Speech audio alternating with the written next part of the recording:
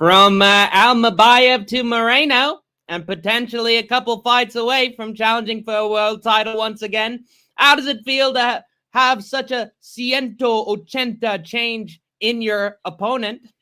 Well, I just feel like it's another chance to prove to everybody and myself that I have the beast striking in the flyweight division, bar none. Even over someone like Manel Cap. He got canceled, so I don't count him. Maybe not today, maybe not tomorrow, and maybe not the next month. Pero only one thing is true. I will knock Michael Scott's head off his shoulders. I promise you, man. And you can watch it happen live on my OnlyFans. Guys, go toe-to-toe with Brandon Moreno. Ay, ay, ay! Oh, God, oh, cut the camera. Stop it. Splitty City Slickers. Welcome once again to another special edition of Split Decision Combat Sports, where Hank the Tank and my comrade to my left, the Idaho Fight Fan, agree a time or two. We concede on occasion, but mostly we disagree beyond the realm of human comprehension. No, we don't. What is it? Oh, you said we disagree beyond human comprehension. I said, no, we don't. Never. Oh yeah, we are majority decision on Combat Sports. That's us right there. We're changing the name of the channel again. Sorry, guys. The time we agree, but the times we disagree, oh, that's when things really get heated up. And speaking of heated up, we are going to be very split this time around on how many robberies there are going to be on this card, because we are in fact in Mexico City, Mexico. And if that freaking oh God, I forgot if that what is his name? I forget. If that Ronaldo Rodriguez guy is on the card, you know that there's some money being put in the back pockets of some of these judges on these cards. But how many robberies will there be? How many of these fights, now that the UFC has finally ventured out of that crappy little apex, how many of these decisions will be decided by some random dude in the front row? Time will tell. Splitty City Slickers, time will tell. I predict we have quite a few decisions that are decided a little bit by whether or not it's good for Mexico. So that is my opinion. You know, yeah, the last Mexico City card, there was some questionable calls. I think for the most part, the judging was all right. But one thing you have to keep in mind whenever we do picks or you're making bets on a Mexico City card is that elevation is a bitch. And it's bad. Not everybody fights to their fullest ability, in my opinion, on these cards. Thank God Yair Rodriguez isn't here. Oh my gosh. Jeremy Stevens will be on an Iowa card. Yay. But yeah. So you gotta kind of keep the elevation in mind when you make these picks on these cards. Take every pick you make with a grain of salt. Yes. Before we get into that, though, there is some LFA. That is right. That is right. Yes, there is some LFA. I nearly forgot. Locks and underdogs. Hank the Tank's going to get into. There is Ryzen this weekend. We're all going to get sleep deprived. For sure. And get into some Ryzen. There's also some Rise. No, not Ryzen. Rise. It's a Japanese promotion. Yes. The greatest Yellow Fever Japanese kickboxing there is. Love Yellow Fever. They'll be doing El Dorado. It's like one of their biggest shows of the year is Rise El Dorado. So you better bet that this casual right here will be sleep depriving himself all weekend to check that out. Yeah. He didn't do any. It's shocking to me. It is shocking to me that Idaho Fight Fan did not know that Ryzen 50 was happening on Saturday until I told him, given it was a Ryzen 50 card. And the really, if Ryzen wanted to promote itself and have a huge show, it'd be like, dude, we got this fight, we're partnering with UFC, we're doing this, we're doing that. But instead, it seems they didn't do jack, because not even the fantastic Japanese kickboxing and MMA fan Idaho Fight. Now I get it, it's a night with Degenerate Dane, and there's gonna involve some stuff that can be very distracting. But still, shame on you, Ryzen, shame on you. That the Idaho Fight Fan did not know that your card was happening. Look, if Seika Izawa isn't fighting, what are we doing? Off with their heads. But yes, close it down. That'll certainly be a banger. No matter doubt. what. So, Yeah. Let's get it. Oh, we got some comments actually. And we have a series of strange ramblings from a certain Looney Tunes character who's found his way into the Split Decision Combat Sports live chat. it happens. It's Raul Rosas Jr., speech therapist, and he's chasing Bugs Bunny right now. Ooh, robbery. Altitude.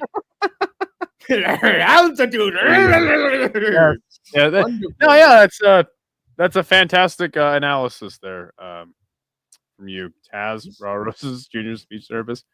Mew says UFC is going to suck again this weekend. That's what I was going to say.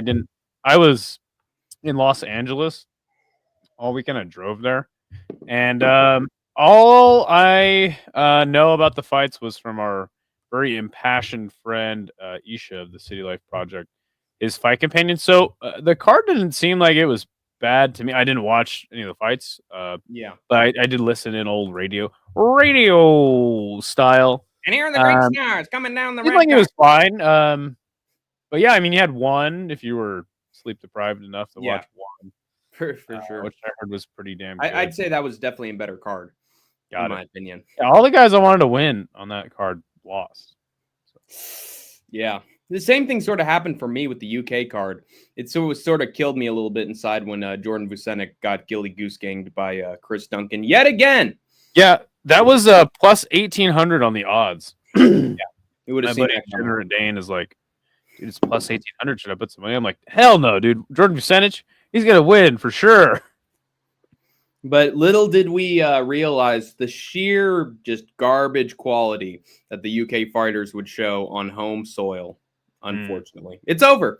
Ruddy old England is over, guys. It's going to take another Michael Bisping for it to get restored to its former glory. Yeah. Good to see Anakin in the chat as well. Sean Brady had a breakout performance. Yeah. Got to give it to Sean Brady. And you know what I got to say? Everybody's saying, "Oh, Sean Brady's so boring. That style of wrestling is so bad." But honestly, if you think, Sean Brady is boring, if I told you Khabib is boring and you're like, what? No, Khabib was smashing fools. He was crushing them on the ground, suffocating them, submitting them. That you're basically describing Sean Brady. That's his wrestling style, and he used it very effectively against Leon Edwards and subbed him too. Dude, if he gets you on the ground for more than 3 minutes, he's gonna sub you eventually. So, dude, I think he's quite entertaining to watch. And as an American who really doesn't have a lot of fighters to be from my country to be happy about, I'm pretty happy that Sean Brady's kicking ass. Yeah, I gotta eat some crow because I gave Sean Brady no credit heading into this fight. And while I don't think he is necessarily going to be the next champion, he is contributing to this new crop of welterweights that is coming in and making things interesting. Finally, again, in the division you had for so long, you had Colby Covington just like waiting and sitting around and hanging around in the top 5. Only entertainment was on the mic. We're starting to see some turnover in welterweight, so it's getting interesting. Some young blood. Finally, we got Dylan. Big Red. Shout out to Big Red. I think we're gonna link up soon. So we also have Morbidly Obese Woman. Hello, good to see you. Maybe try to take a jog around the block or just go for a walk. Once in a while. Get some good rest. Get some sleep. Thanks, Spitting the Truth. Hey, we got Useless in the chat. Wait, Hank, is that a suit? You better bet your ass that's a suit.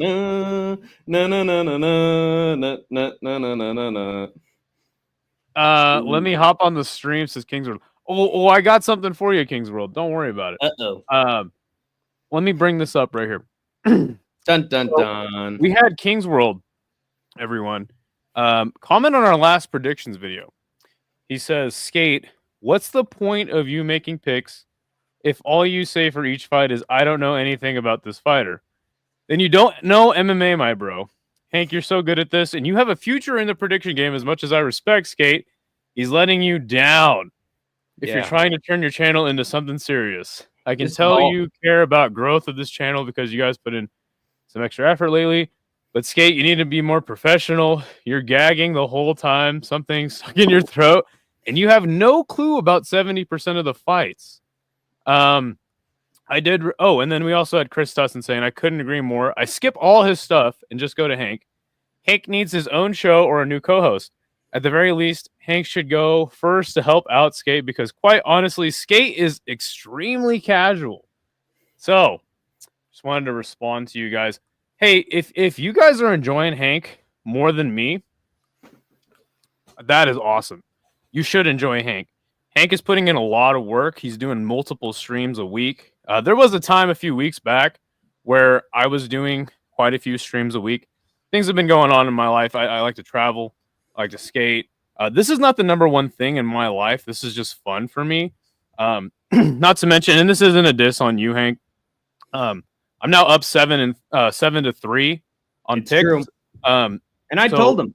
And I told him, I said, hey, dude, you know, for someone who's a casual and only plays things by ear and isn't professional, he seems to be doing pretty well at picks. And whenever you look at the predictions tracker, who's the guy you often see in, like, you know, 4th place, 5th place for most correct picks of all the MMA YouTubers? It's this guy. So call him unprofessional all you want. He's up there on the leaderboard. Where are you? And you know, King's World specifically has been very critical of this channel. Ever since we started, really, and more specifically of me.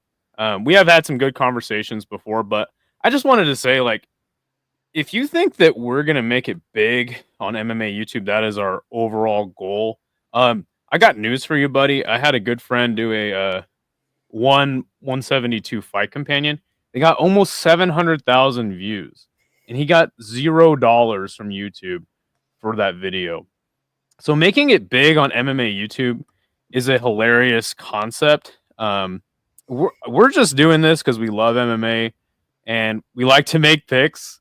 So this is just a passion project for us. It's not about making money. It's about giving you guys something to, like, a forum for telling us your picks, giving us our picks, and just opinion on the sport. Yeah, I do appreciate the criticism. But I got news for you, buddy.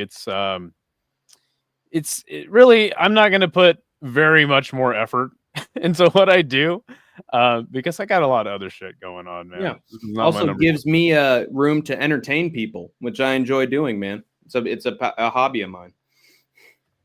You should ignore people hating on you. Not good for the mental or helps you in any way. Hey, if people want to give their opinion on me, it's totally fine with me, man. There's people who don't enjoy Hank very much and they enjoy me more. And there's people that enjoy Hank a lot more than me or just downright hate me. Good for business, if you ask me. I'm totally cool with that. And it's good for the brand, too, because it splits us right down the middle. You know, we have to keep up our image this way. But, you know, speaking of actually talking about someone who might make it big, let's talk about a little guy in LFA known by the name of Eduardo Dutra. And as you can tell by his gi, he's sort of a BJJ guy, Gracie lineage, not the descendant of Gracie, but he has the Gracie style. Triangle choke, unanimous decision on the ground, beating up a bunch of scrubs. But then he's beating some undefeated guys, ground and pound. If he gets you down to the ground, you're done. Only 20 years old. Looks like Raul Rosas Jr. has some competition. And then we have this Luis Carlos Dietrich fella who lost to an 8-4 guy in our good friend Andrea's jungle fight. Lost in jungle fight by unanimous decision. And then the rest are just 0-3, 3-4. So this guy somehow despite being 6 years older, has had even worse competition than Eduardo Dutra. And I think he's going to take this sucker down. He's going to maybe lock in an arm triangle or maybe just a triangle on his back. There was this guy who I think is a good friend of Isha's on the City Life Project who was, I think it was, oh God, what promotion was it? Was it LFA? Probably. I think it was Everybody's a good friend of Isha, by the way. Yeah. Yeah. He makes connections in this business. Yeah. Oh! You're going to sleep. Oh! Hey, you come to my granddaughter's funeral, have a few laughs, have a good time. What's the matter with you? What's the matter with you? But, funeral. Look at how they This is an extremely sad day. And you ask for me a favor to give to you. You disgust me. What happened to my boy? What happened to my boy Sonny Jr.? Anyway, Eduardo Dutra is pretty good. And yeah, Isha's friend who was on LFA, I believe, was able to just get a guy in an triangle, and then instead of submitting him, he just hit him with his elbow over and over and over again on the top of the head. It was absolutely brutal, and he won by TKO instead of submission. So you think that submission by Patty on Bobby Green was nasty. His friend of Isha's ended up doing it with bloody elbows on the top of his head. But I do think that Dutra will lock in a sub round one, basically any way he wants. No diddy.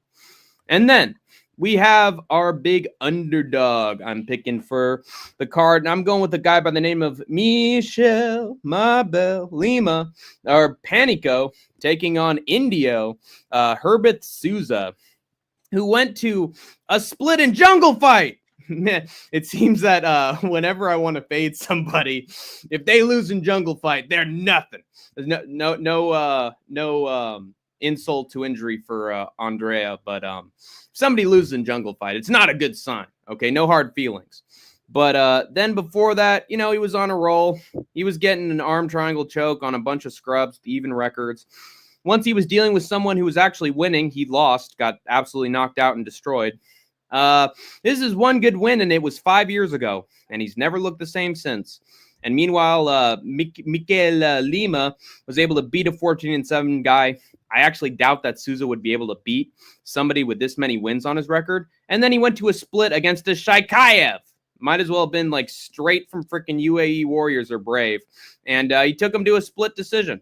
He's losing splits. Like, he is not lost by knockout. He's only lost by split decision. Combat sports, of course. And subscribe. Yeah, it's in the trademark. And so I just think that he's going to take this guy Souza to a decision. He won't get submitted.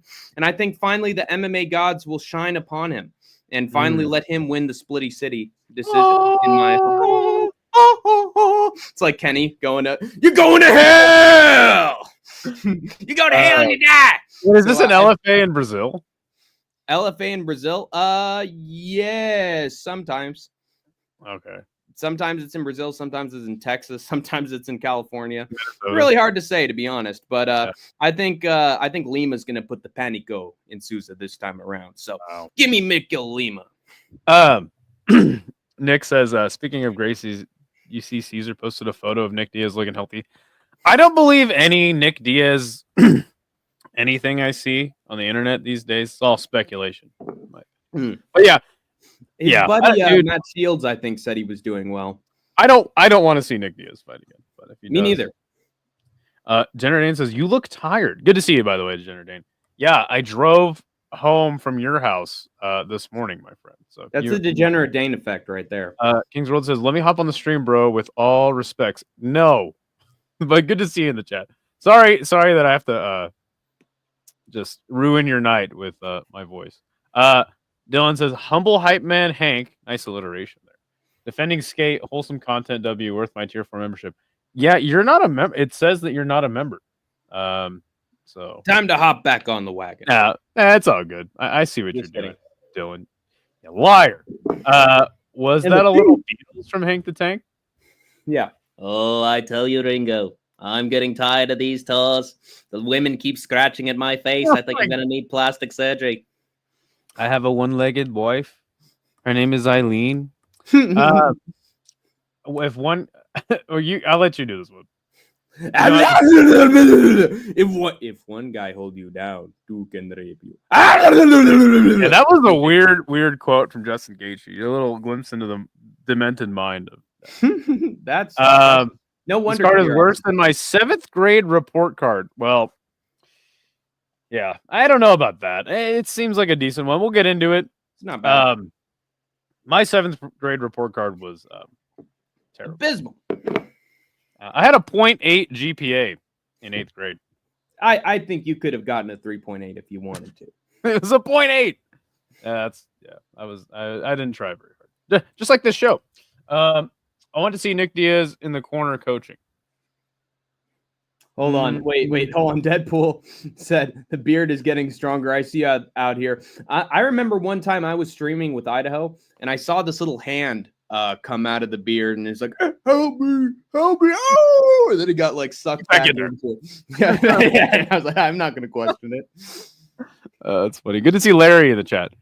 Do we have any other regional shows to cover? I don't think so. I think we're in a sparse era, my friend. Sparse era. Did you want to quickly talk about some of the fights you're interested on Ryzen? Oh yes, I am interested in some of the fights on Ryzen, particularly on the main card. Now I gotta check real quick to make sure I'm not missing anything. Nope, I'm not missing anything. Sad. Well, there's going to be 2 BKFC events this week, I believe. Well, that's gonna be fun. Do you know any the headliners? I don't. I just quickly browsed Tapology and saw there was 2 BKFC events. So Ryzen 50. I am interested in the great Karshiga Dotbeck against the one-hitter quitter Chihiro Suzuki. Yeah, I think that's probably the best fight on the card. Dotbeck is just running through these guys on Ryzen, knocking fools out left and right. This isn't a title fight, I believe. No, it is not. I think it's for the number 1 contender position because Suzuki lost to Kleber Erst, I believe. Okay. Yeah, which was a shocking upset. But I am picking Suzuki in this fight actually because I feel like if Yaman can keep it on the feet against Dotbeck, then Suzuki can too, and Suzuki has way more power than Yaman does. So yeah, he might win a decision or he could get a round 2 knockout, in my opinion. I also feel like Suzuki has a lot more MMA skill than Yaman, who's literally just a kickboxer. Yeah. So he's good on the feet and on the ground. Also, Naoki Inoue, not related to the Inoue is taking on Yuki Motoya, who is actually quite underrated. I think I picked him as an upset in his last fight. And look at that record, dude. 37-12. Dude's been around in Japan and has found his way back to the mountaintop. So you got to give him credit. But that being said, I think Inoue does beat him by decision.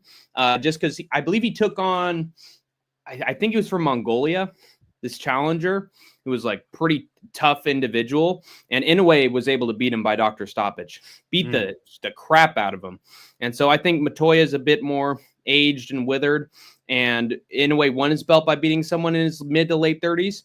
So I wouldn't say this is a layup, but I do see a lot of paths to victory for Naoki Inoue here. So I'm probably going to pick him by decision. And then what other fights do we have here? Oh, can't forget Ed Polo King, dude. This guy is, people want him to be the next Rebellis to Spain. Doesn't he come out, like, isn't his name just King when he walks out? Yeah. Okay. I think it is King, but we here in the split decision combat sports call him Ed Polo King. He wears a lot of polo shirts, man. He rocks it pretty easy. And also Ed's a pretty kick-ass name, so got to go with Ed. And I do think he's one of those guys who's eventually going to get exposed when someone has decent enough wrestling, but not right now. He's not going to get exposed now. This guy, Ryo Sakai is a fat blob who doesn't have any takedowns ability whatsoever. Is this a heavyweight fight? I think it is. Oh, gosh. Let me check. This is like one. We always complain about the UFC only having 30 heavyweights. Ryzen probably has like 2 or 3, and then they just bring a guy in to lose to one of their guys. Yeah, they have a Japanese blob tang in here, and he's gonna get smoked by Ed Polo King, in my opinion. And also shout out to Idaho Fight fans' favorite fighter in the whole wide world, Rod Tang, for knocking out Takeru in round 1 in a little bit over a minute. That is slander, and you will be hearing from my lawyer. Rod Tang is not my favorite fighter, but I'm glad that he. I mean, I wanted Takeru to win. I was trying to convince myself that he could win, but I was like, dude, I don't think he has a chance. I was saying that publicly all week, but no, Rod Tang is not my favorite fighter. My favorite fighter is Seika Izawa, and she is not on this card, and it is a disgrace. All of Japan, but the queen. Sometimes she needs to take a break. So I understand. Even worse slander, even worse. But I bet with all those winnings from that big one main event, Rod Tank's going to be able to afford 5 or 6 new dresses for himself at the local parlor. So congratulations, Rod Tank. Spend your money wisely. Like 400,000. Yeah. I read somewhere. Anyway. Yep. And he's going to spend it. He's going to be like the Great Gatsby in his whole closet that he has. Just, 3 floors full of red light district clothing. And then then we have 3 that I'm interested in, and then we can move on. Yuki Ito versus Tony Laramie, the rare Canadian in Ryzen. And I think he's going to win too. I think he's going to beat Yuki Ito just because he has the takedowns in his back pocket. He's actually improved quite a bit on the feet as well. I was impressed by his last fight. And Yuki Ito, he's one of those guys, you win one, you lose one. You win one, you lose one. Is the one that he loses. And Tony Laramie's just going to keep on shooting up and up and up. And then we have Canadian. He has the most American name I've ever heard in my life. Yeah, he does. Sounds like a country. Something tells me that his father dodged the draft in Vietnam and sent his family up north. Something tells me. But then we have the Laramie Project. We have Yoshiro Maeda versus Sano Yokochi. And this is one of those fights you might not know who these 2 fighters are. But Yokochi was on, I believe, either the last Ryzen card or the one before that as part of its sort of big prospect series. And he won the finale. It was sort of shocking. People didn't expect him to win. He was the underdog, and he just pulled off the submission lickety split. I feel like this is one of those. How am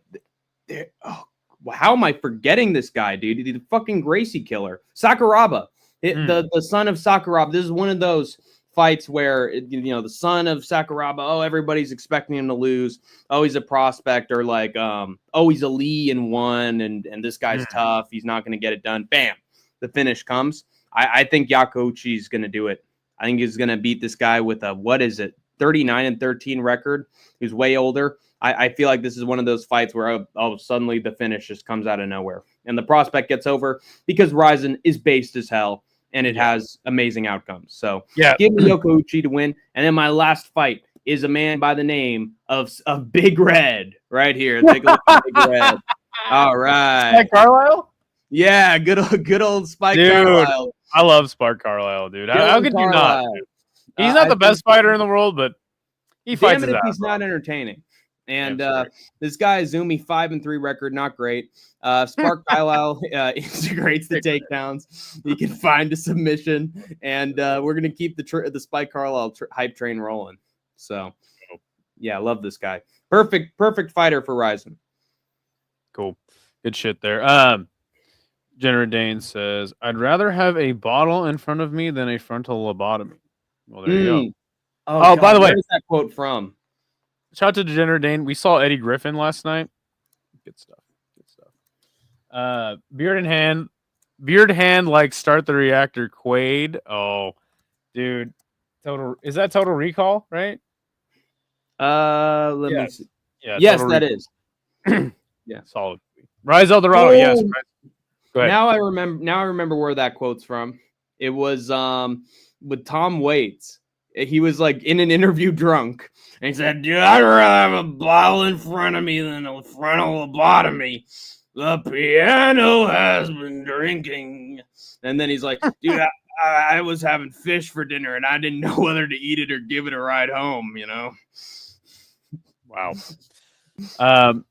Dane mentions Rise Eldorado. Yeah, I'm going to try to do a fight companion for that. Screw these non-going to UFC KC casuals.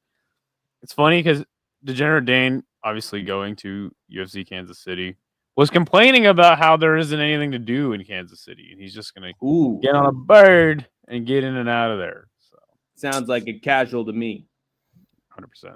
The jokes on this episode have made me audibly LOL multiple times. Tank saying 0.8 like his 0.8 GPA like the show, and Hank beard thing made the girl I'm with bust out laughing too. She says y'all are peak. Hey, glad you're enjoying the show. My good friend Dylan, hit me back.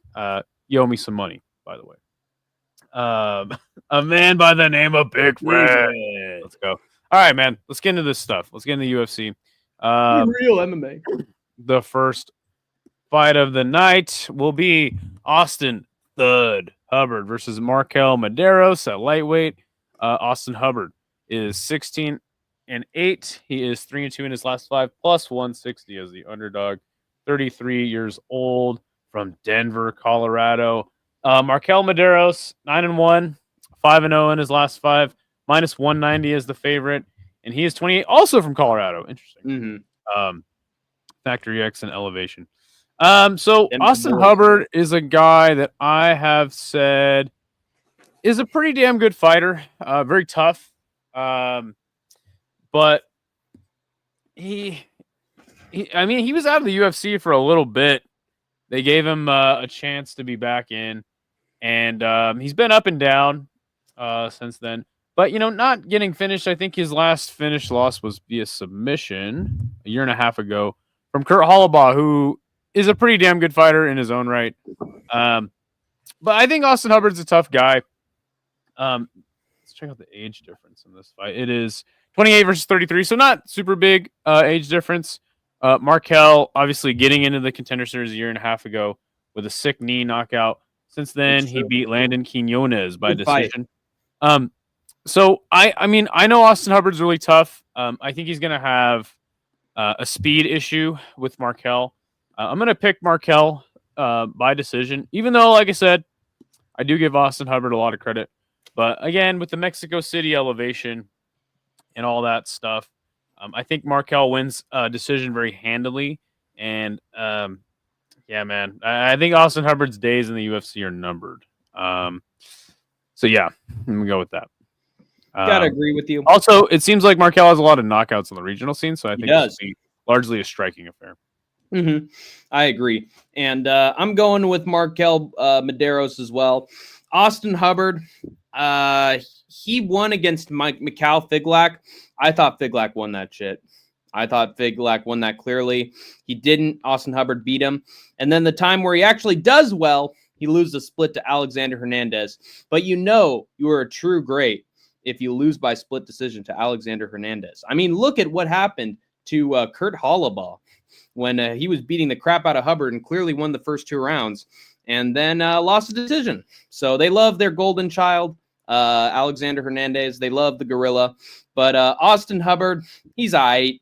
Honestly, he could easily be on a 3-fight losing streak right now. I also was not that impressed with his work on The Ultimate Fighter, even though many were picking him. And the ones who picked Hollabaugh, good for you. With Markel Medeiros, I think he's way better on the feet. That was a great fight with Quinones, but he showed his dominance in the striking. When he wants to, he can find the knockout. Maybe this is one of those guys that's like, oh, once I'm in the UFC, the knockout power sort of dissipates a little bit.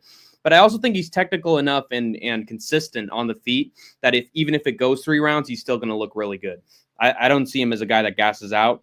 And with Austin Hubbard, he got destroyed by Kurt Hollabaugh.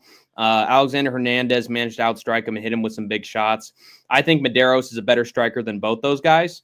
And I just feel like there's going to be a point where he hits Hubbard hard and he goes down with a thud, as his nickname would imply. So yeah, give me Eminem to win the unanimous decision here on Austin Hubbard, and he's back to Ultimate Fighter for revenge. There you go. Let's see, we got some comments. Even less to do in Des Moines than in KC. Dude, Des Moines is a sneaky, awesome city. Spent very quite fun. a bit of time there. It's a solid place. Hey, even I know about Des Moines.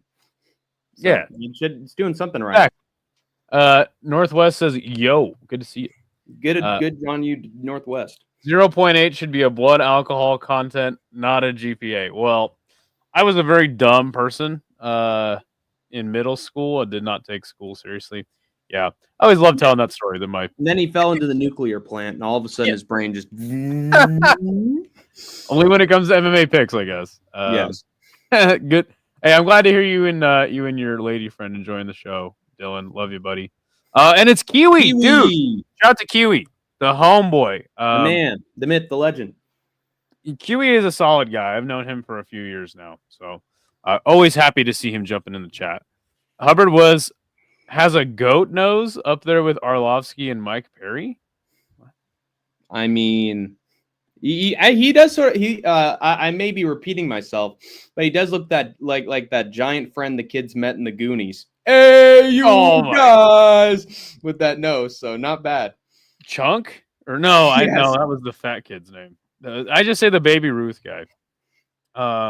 Don't say he's gonna re-up his membership. Hey, you don't have to, man, but we appreciate your viewership nonetheless.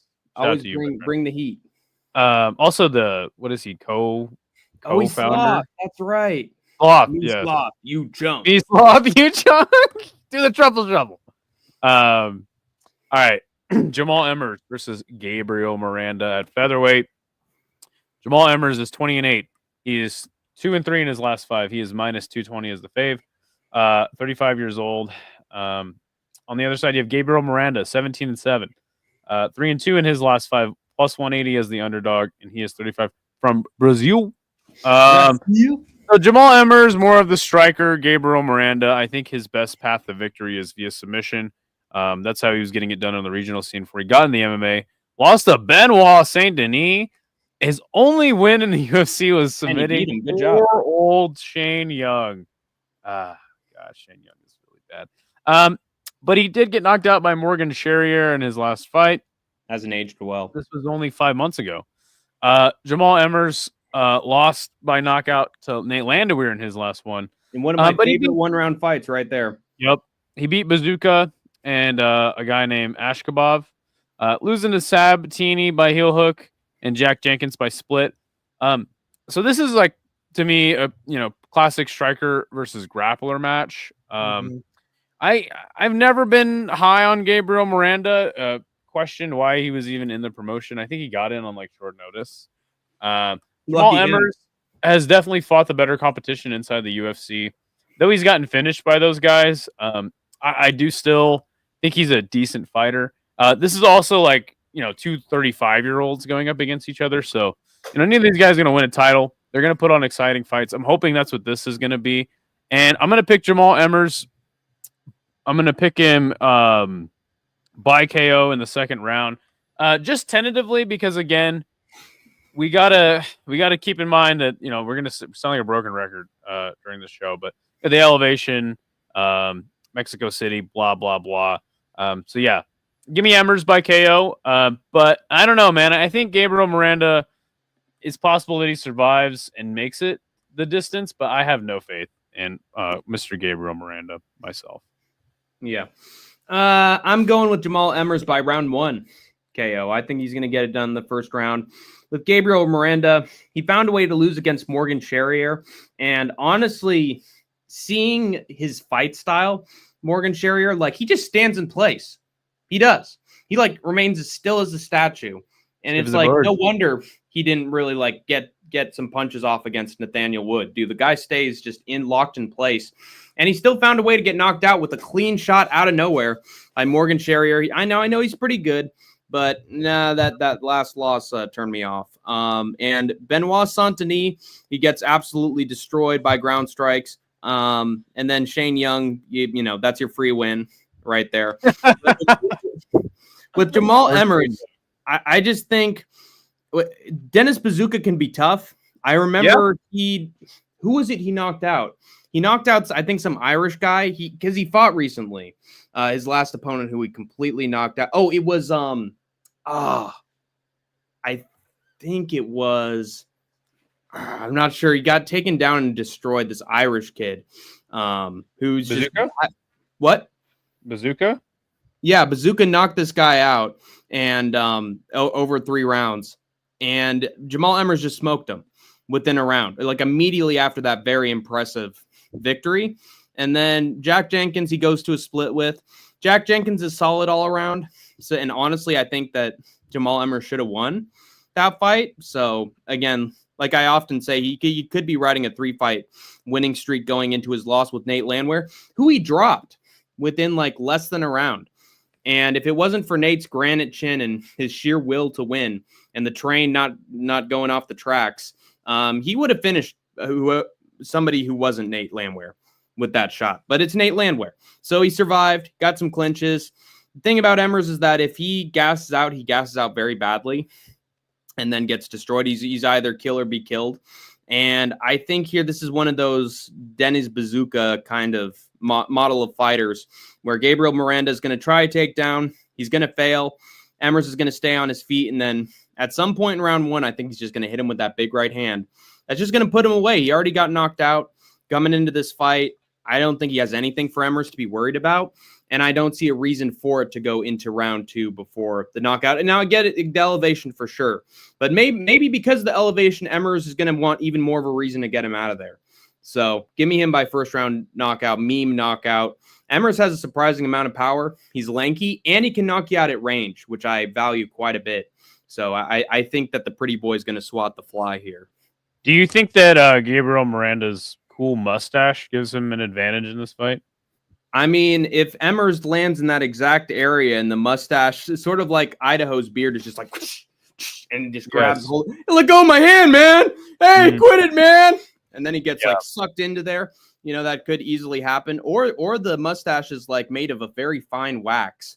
And when he throws the fist, it just, he breaks his hand off the mustache. You know, it could easily happen. That seems highly likely.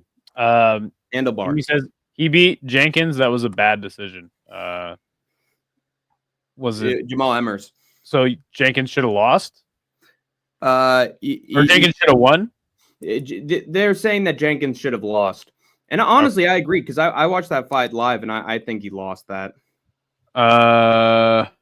Okay, got it. Okay. That's why you said that he could easily be on a 3-fight win streak. Jenkins is a pretty good fighter, in my opinion. No doubt. I'll pick up from here tomorrow later. Master debaters. All right, good to see you, Nick, dude. We're going to be debating all night long, let me tell you. God. No dating. Speaking of more debates, we have the next fight. It is Rafa Garcia versus Vince Pichel, the oldest fighter on the roster, by the way. Goddamn MMA nerd. Got to get back to doing that.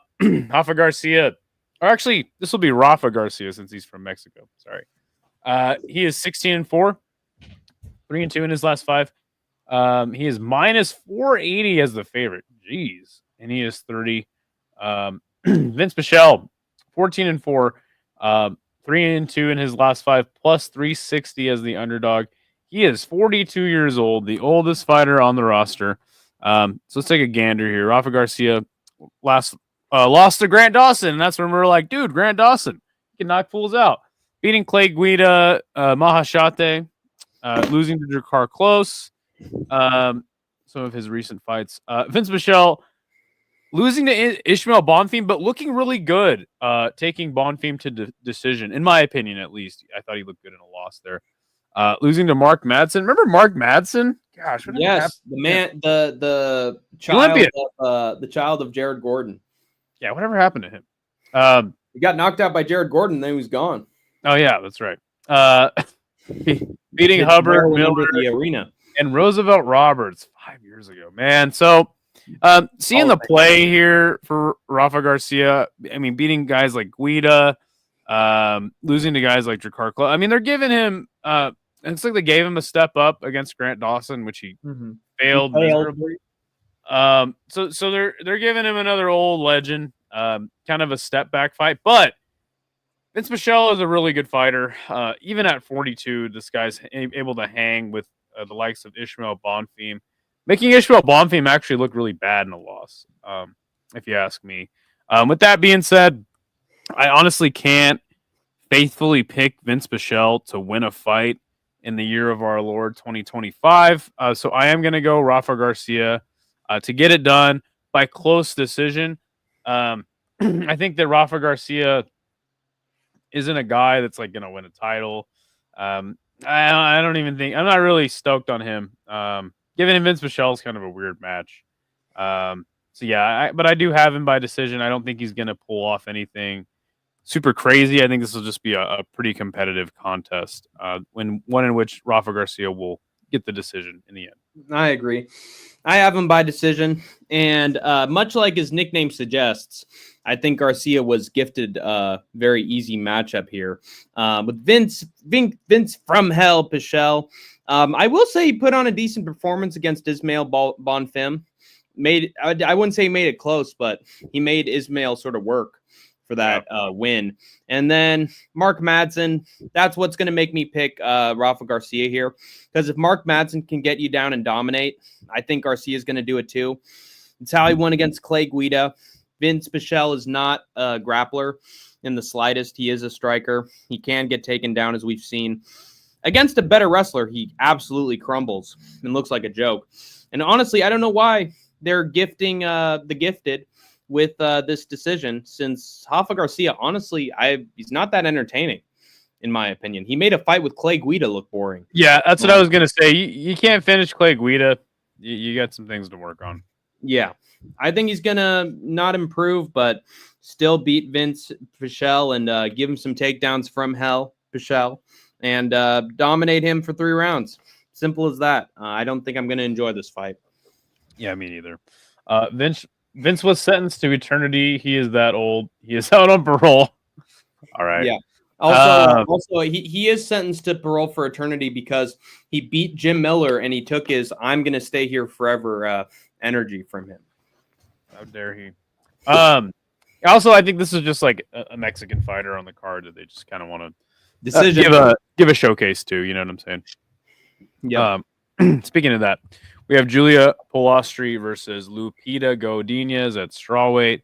Polastri is 13-4. She is 4-1 her last 5. Plus 145 as the dog. She is from Brazil. She's 27. On the other side, you have Lupi Godinez, 12-5 on a 2-fight losing streak. For that, winning 3 out of her last 5. Minus 180 as the slight favorite. She's 31. So Polastri, her last win was a split to Corey McKenna, who, let's be honest, is not much of a fighter, in my opinion. Has some skill, trains a team alpha male, but just doesn't have the fighting spirit, in my mind, inside of her. No Diddy. Josephine Knudsen is her last loss. Be bad boys. Getting a sub to get in the Contender Series is a really good look, and then obviously getting some finishes in the likes of LFA. And once you leave LFA, those knockout powers go away. Yeah, straight up. Look at what happened to Waldo Cortez Acosta. Besides, he knocked out Span. Spick and span. So we'll be losing to Dern and Jandaroba. 2 of the top fighters in the division. And before that, don't forget, she was fighting like every month, it seemed. She had one of the best rookie years for a women's MMA fighter ever. Super, super active. I like Lupi Godinez. I actually thought that her fight against Dern was really close. I think so too. I actually, when I watched it, because I didn't watch it live, I watched it back, I thought she had won the fight.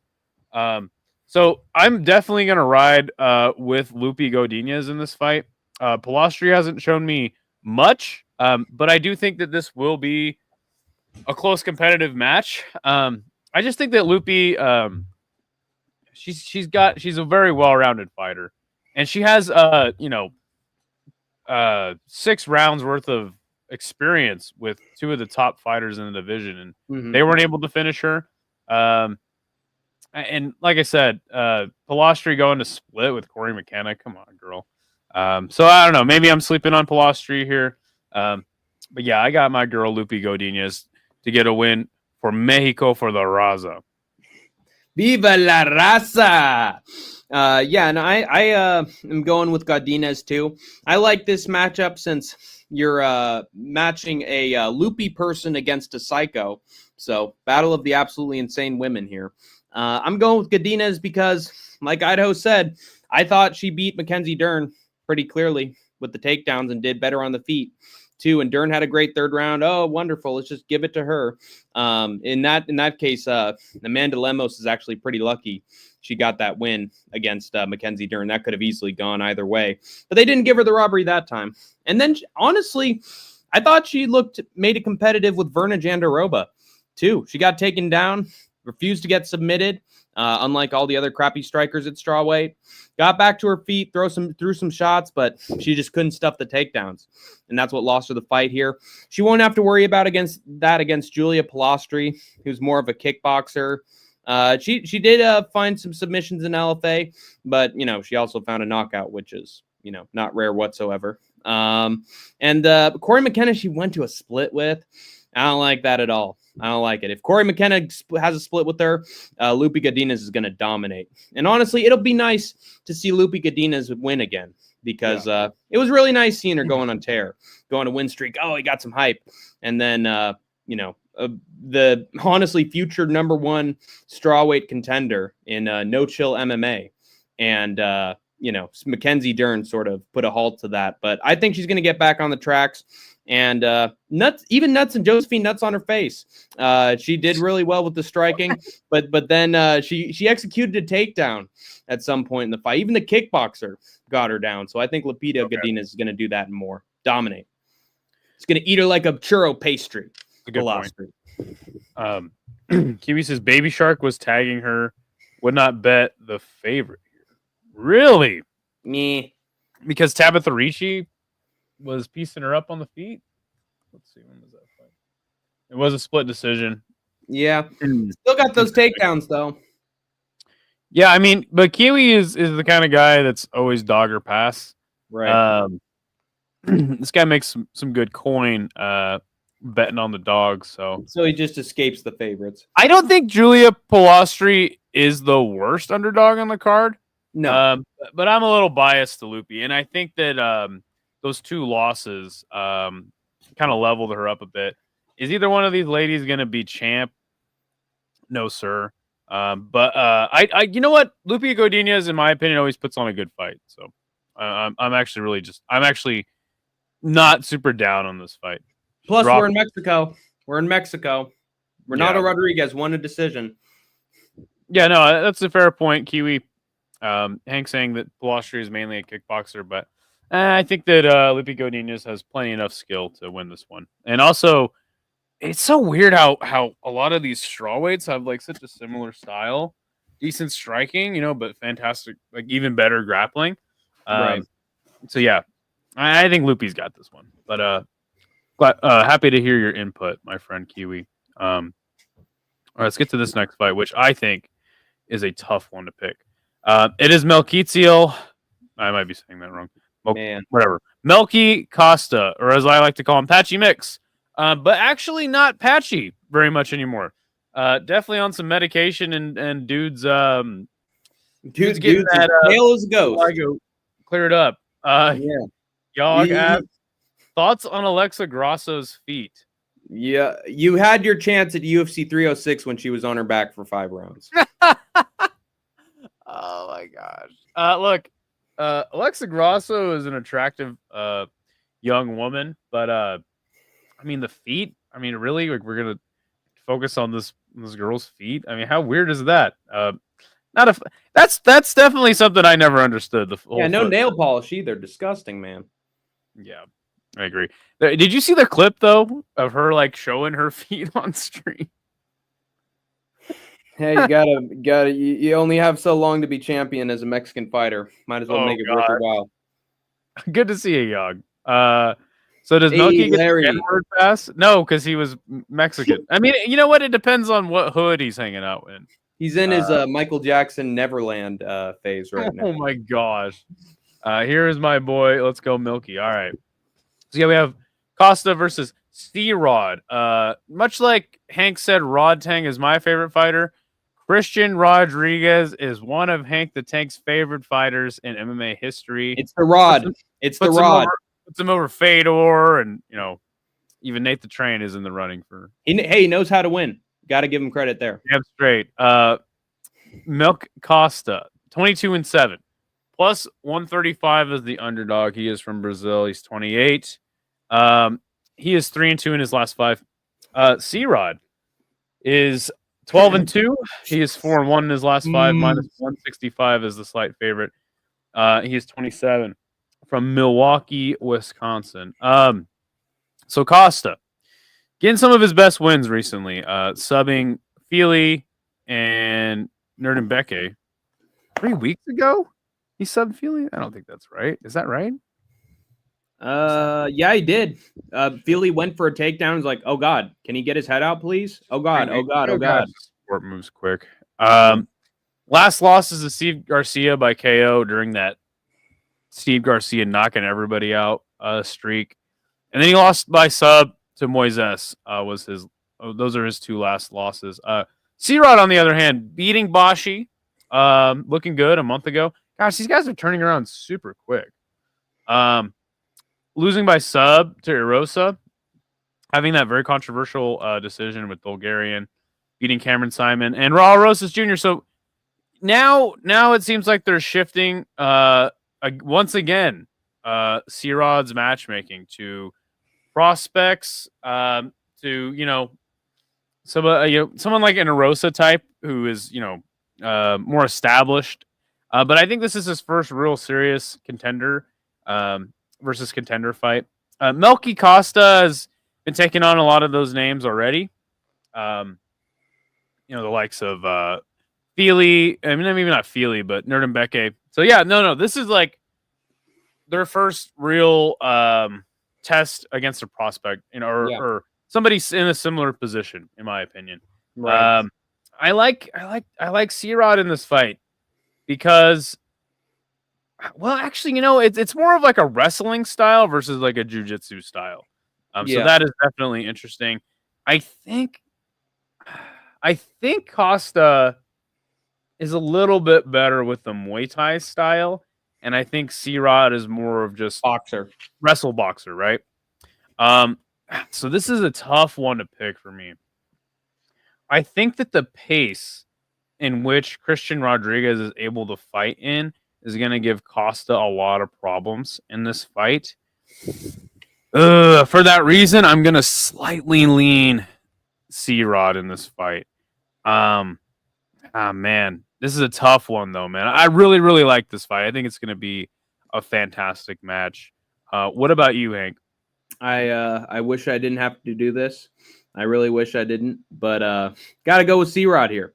Got to pick C-Rod to win because I feel like Michael Jackson, he got that guillotine on Andre Feely. Oh, come on, leave me alone. But Quizziel Costa, old Milky Costa, he's not Christian Duncan. He's not Chris Duncan. Like Chris Duncan can be like, I got a guillotine. Yeah, I found it. And I found it again. Costa hasn't had a guillotine before his last fight. He hadn't had a guillotine on like all the way back to like 2016. I think 2017.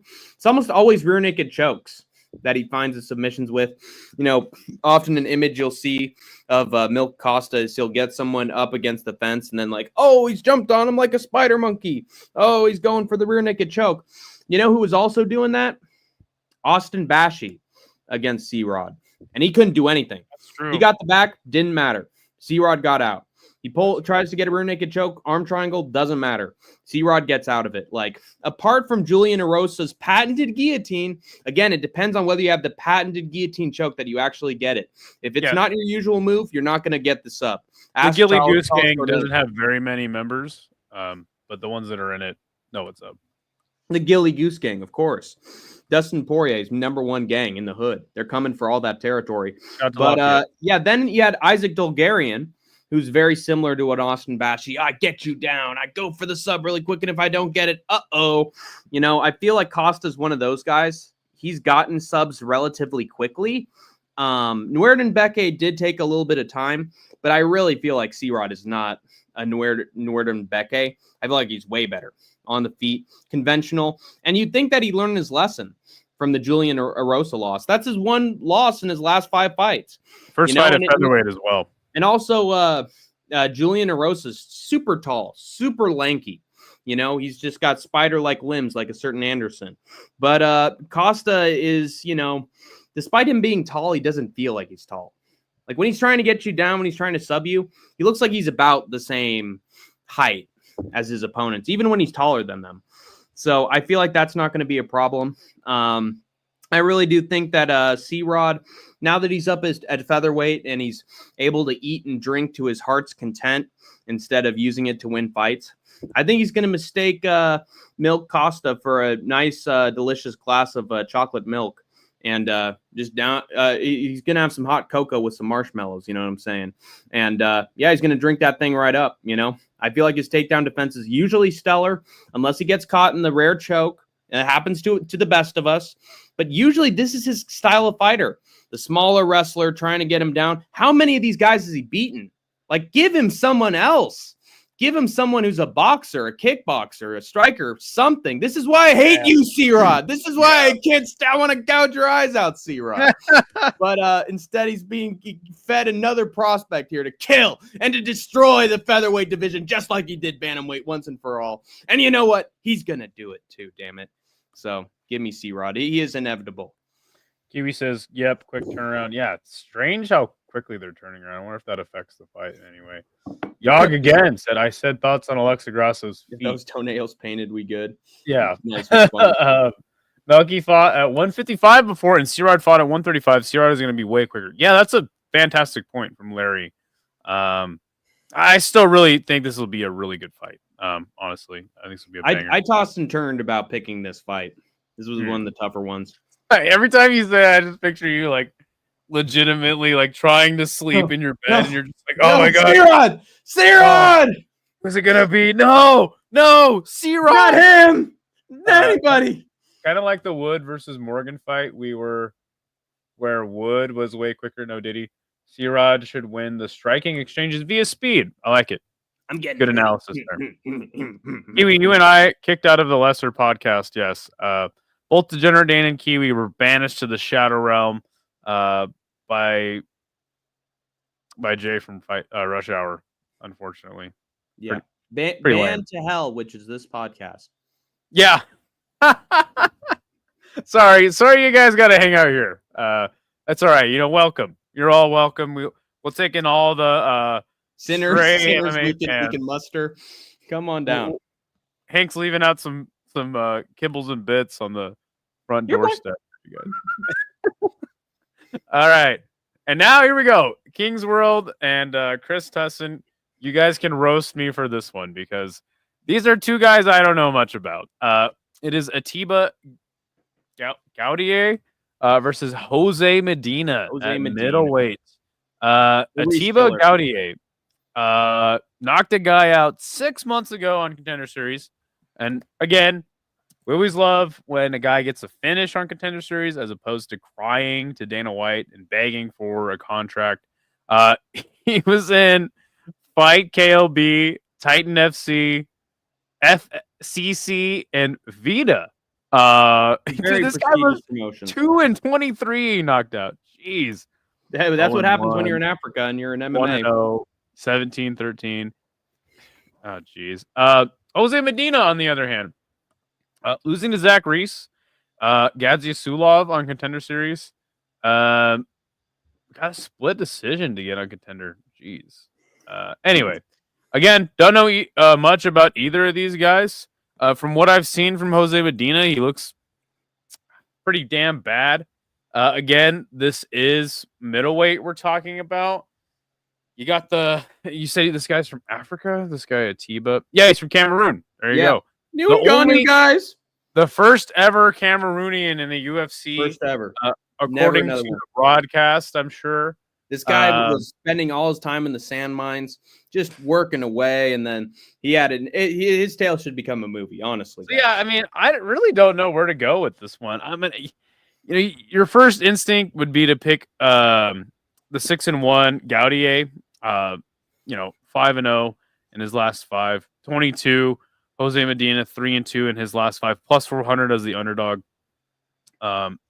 33 as well. There's 11-year age gap, but again, odds makers are on crack. I mean, that doesn't always translate in the higher weight classes. The big age gap. Honestly, man, I'm not really sure where to go with this one. So I'm gonna let Hank break it down. Yeah, I'm going with Gauthier by round 2 knockout.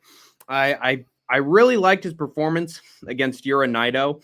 And unlike what Larry CTM is saying in the chat, he is not Josias Musasa 2.0. I don't think he's going to get taken out with the head kick. And remember, guys, Musasa actually lost that Dana White's Contender Series fight. He was awarded a decision with that one, but he was getting his ass kicked. Whereas Gauthier stuffed the takedowns of Yura Naito and beat his ass, knocked him down, and then did fantastic work on top. like was really good at moving the elbows and finding his spot for his shots. This guy looks pretty solid. And if he follows in Ngannou's path and is like, dude, I'm going to get more takedowns. I'm going to not just be a striker. I'm going to find my grappling. This dude could be a menace at middleweight. Seriously. And with Jose Medina, he beat Zach Reese, but dude, literally that dude Bekaev stepped in on a few days' notice and he lost to Zach Reese. What? He lost to Zach Reese. Well, Medina beat him. No. I'm sorry. Reese beat Medina. Yes, I'm saying that he lost to Bekaev, who just took him down and destroyed him within a round. Zach Reese is a glass cannon. Like every once in a while, he'll knock out Julian Marquez really quick, or he'll get finished super quick. Fucking Miley Cyrus definitely did. Brundage, who wait a minute. Did you mention Miley Cyrus, right? Did she come in like a wrecking ball? Idaho fight fan.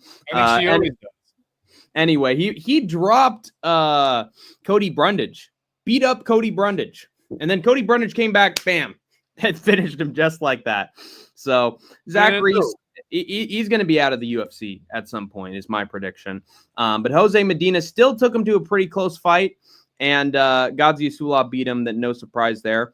But I don't know, man. I feel like the most he's got is that he's tough. Bless you. I think his best trait is that he's tough. That's why Zachary Reese couldn't put him out. And whereas I feel like Gauthier, he's not one of those like, man, one hitter quitter and that's it. He's like, I could knock you out in every round.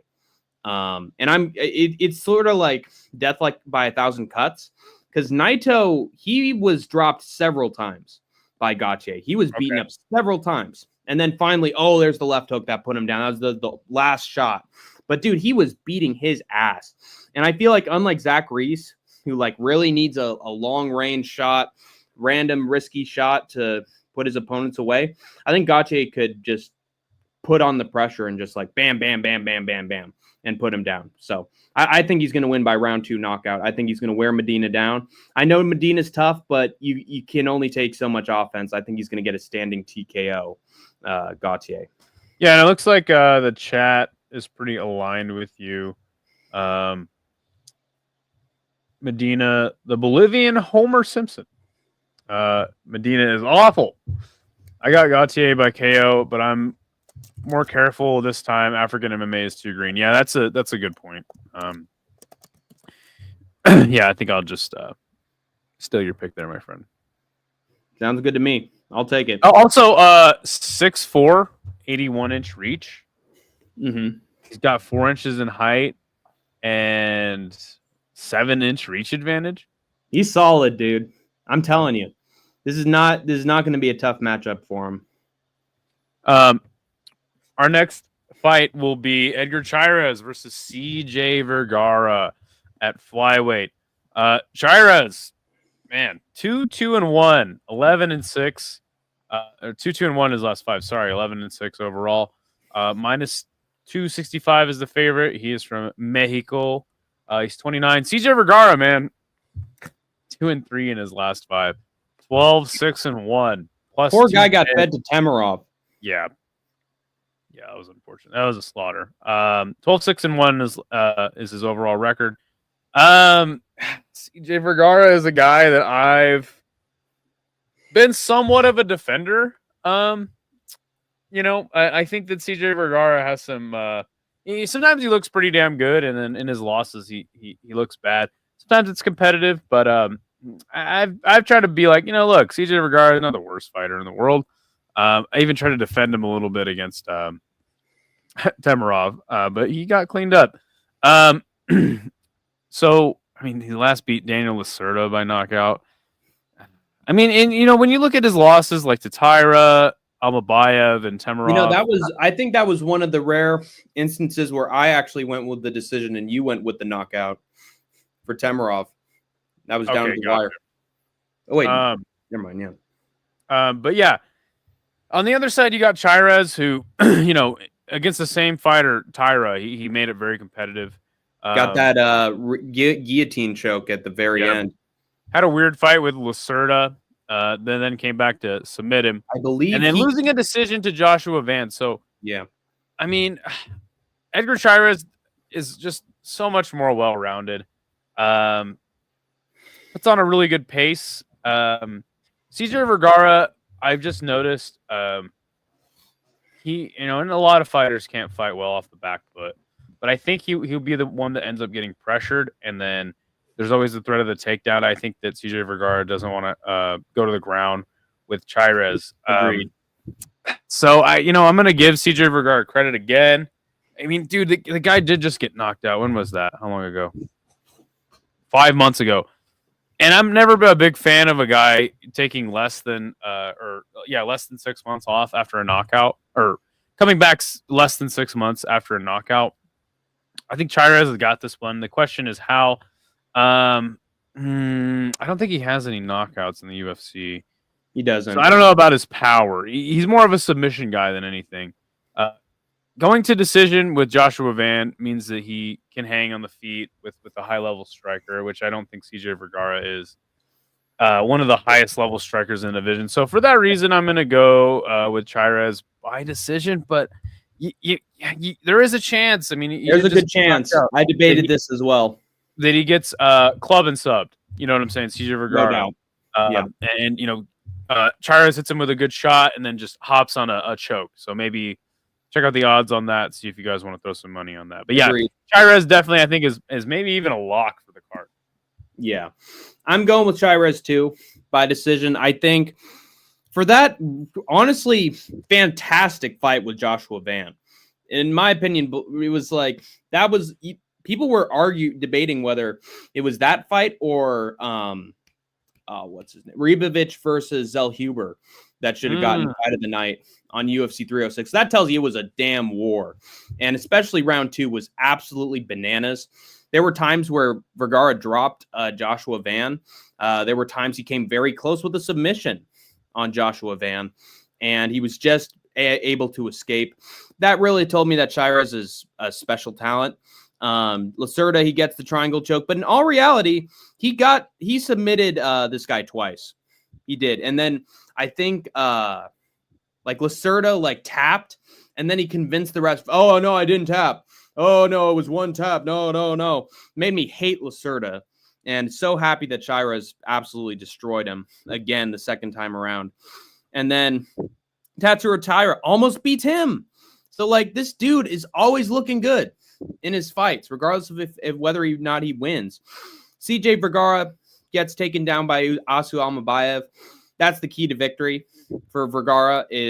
For Chairez is if I take this guy down, he can get up. We've seen CJ Vergara get up, but it's going to be, if he keeps taking him down, it's going to be problems for him, I predict. And then Tamarov knocks him out, but honestly, Tamarov could have taken down CJ Vergara if he wanted to as well. So I think that's how Chairez is going to win. It's just, unless your name's Daniel Lacerda, I don't think you're going to get submitted by Chairez. I think you're going to get dominated and now grappled and put in tight holds, and then you get out. Yeah, I don't think Chairez has a lot of power on the feet. He just very well rounded. Yeah. Kiwi So says give me Piro Chikali to take out CJ Vergara, and all you have to do is stuff the damn takedown, CJ. But I don't think he's going to do that. Get to the train. Chairez too short. I cannot bet the track star. Actually, it has Chairez listed as an inch taller than CJ Vergara. Anyway, let's go to our next fight. I think it's going to be a good fight, though. Our next one will be Ronaldo Rodriguez versus Kevin Borjas. Flyweight again. Another flyweight fight. 17-2 for Ronaldo Rodriguez. Undefeated in his last 5. Let's see. Got in the UFC. Oh, he wasn't actually a Contender Series guy, but he did sub Dennis Bondar, who is actually a pretty good fighter, and then beating Ode Osborne, who is not a very good fighter. He's 25, minus 150 as the slight favorite. Kevin Borjas beat Victor Diaz by decision again. Don't ever like when fighters get in the UFC off decision, but did go the distance with Joshua Van, and then got knocked out by Alessandro Costa in his most recent fight 10 months ago. I don't know. I'm going to ride with Rodriguez in this fight. I'm picking by decision because, once again, I don't know much about either of these fighters. I do think it's commendable that you go to decision with Joshua Van, but also this isn't a guy that's going to take you down. And it looks like he got ground and pounded in his last fight. He did, no did he? So, yeah, and then again, you got another Mexican on the card versus a guy from Peru. I think this is another showcase fight for a up and coming prospect from Mexico. Yeah. If you don't remember Ronaldo Rodriguez, he was the dude who was like, huh? What did Ode Osborne say to me? Is that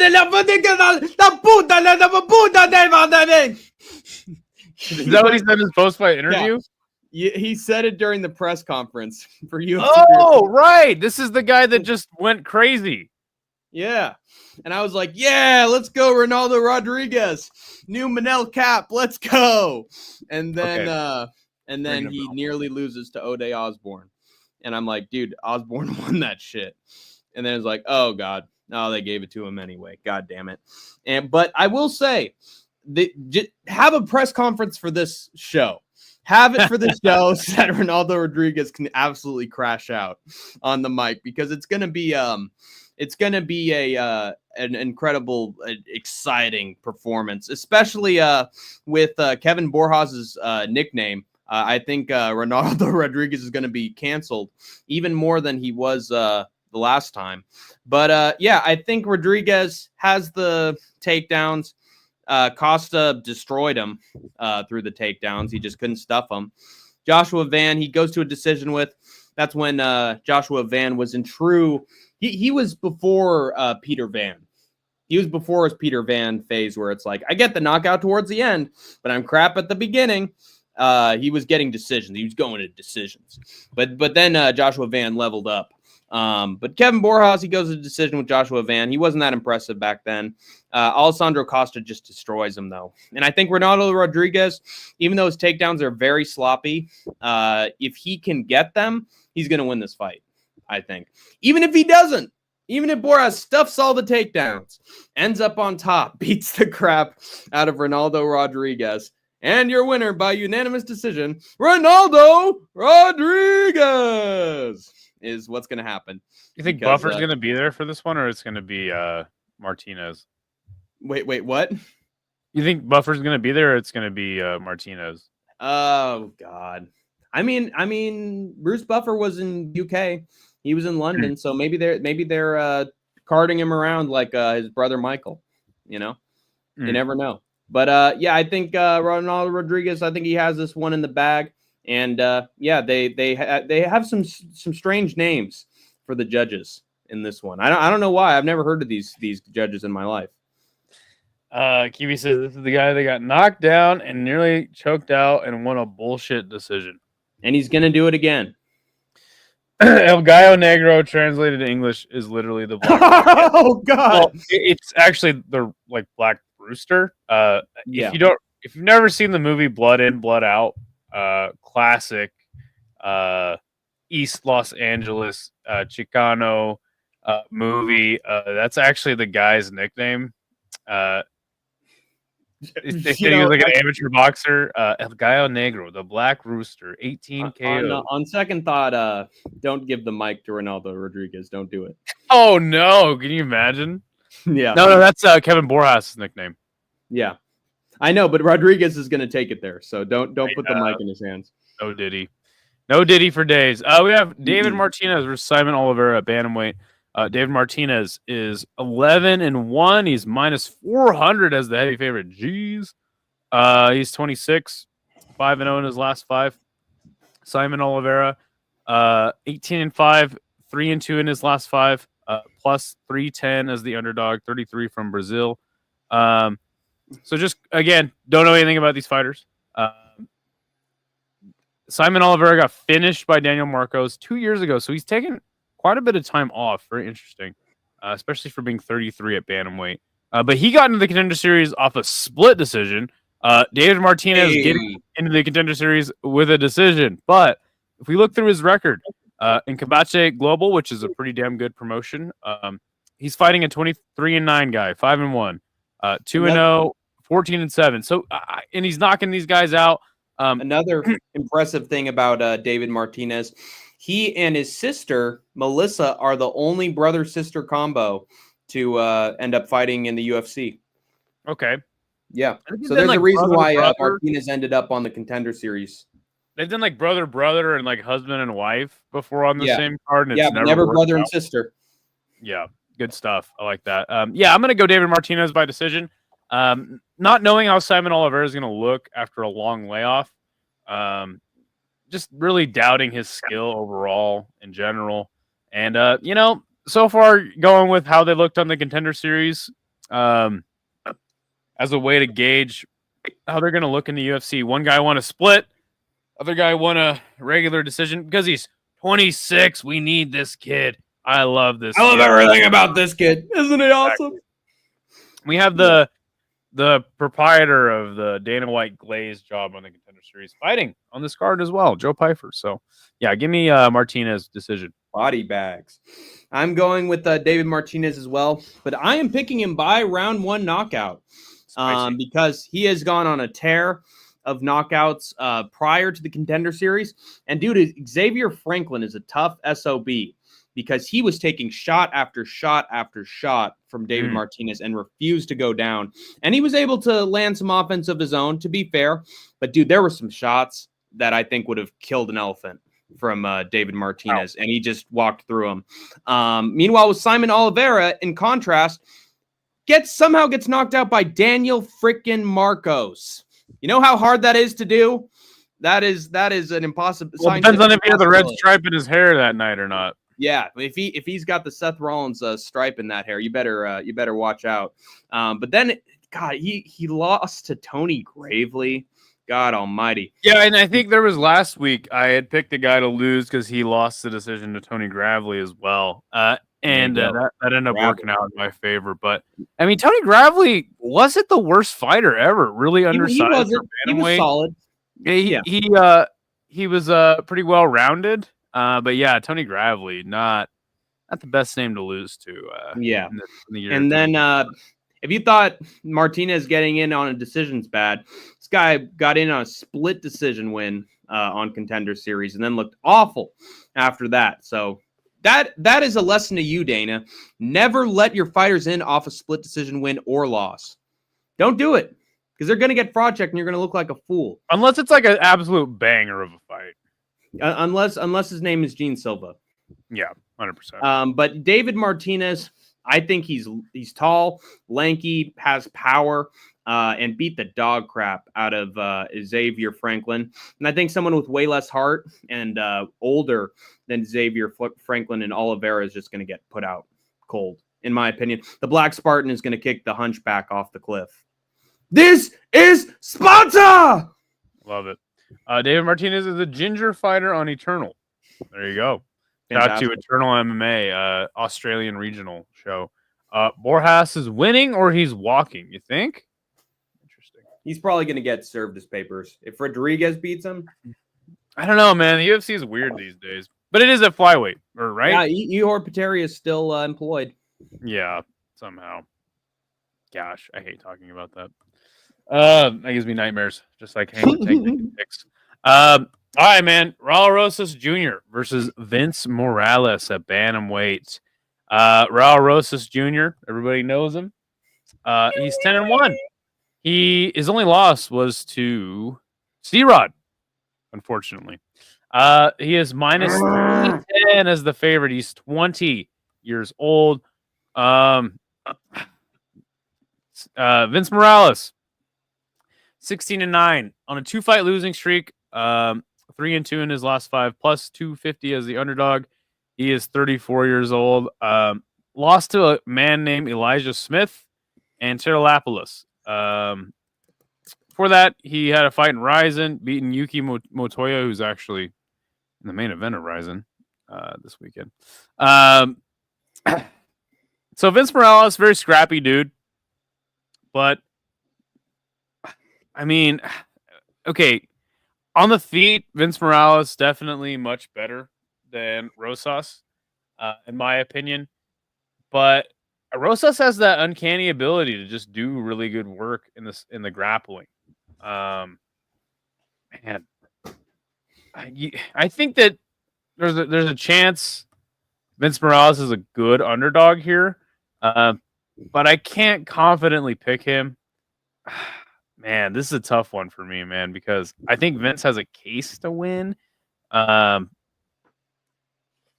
don't know. I'm just not sure about Raul Rosas at this current moment. 20 years old, beating Ariki Lang by decision, subbing Tursos, knocking out a man named Terrence Mitchell. Shit. I gotta go Rosas decision, but I don't know, man. I think Vince Morales has a sneaky chance to beat Rosas up on the feet, and I think what Rosas decides to do with that is going to determine this fight and the outcome. I think I'm going to pick Rosas by somewhat not very entertaining grappling affair. But that's going to be my pick. What about you, Hank? I'm picking Rosas by round 2 sub. I just think Larry CTM made my entire argument right there. Best chance to win for Vince is a sub, and Rosas Jr.'s chin is literally impossible to get under and choke out. Like Ricky Turcios had him. He had him. And then he didn't. And then he got choked out immediately afterwards. His chin build is perfect for defending chokes. It sure is. He's called the Crimson Chin for a reason. And we'll be talking about another Crimson Chin a little later on in this card. There are a lot of Crimson Chins on this one. But, how do you get an arm under that chin? You don't. You don't. And especially those skinny arms of Morales, I don't know if he's going to be able to do it. And he lost to Elijah Smith. There were points, I think, where Elijah Smith was taking him down, getting him down to the mat. And Vince Morales came very close with that round 3 sub, in the last 10 seconds of the fight. And it just sucks for my picks sometimes because I have someone by knockout or submission. And I swear, so many of these fighters in the last 30 seconds of the fight are like, I'm going to finish him now. Yay! Oh, I wasn't able to do it. And Vince Morales wasn't able to get that round 3 sub. It would have been, I literally had him by round 3 sub. It fucking killed me. But Elijah Smith murdered him on the ground pretty much. Taylor Lapoulis beat him on the feet. So honestly, there's a lot of methods for Rosas to surprise us with how good he is, given that Vince Morales is more of a, submission artist, finds a necktie choke 3 times on the regional scene.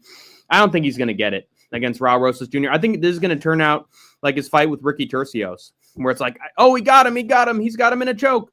Oh, but he can't submit him. And then he, leaves all his arm strength off the table. And then Raul Rosas Jr. just finds the sub with a round 2. Let me read you some stats here.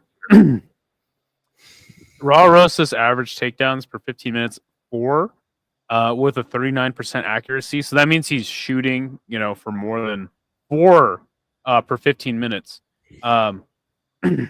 Check this out. Vince Morales submission average per 15 minutes 0.3.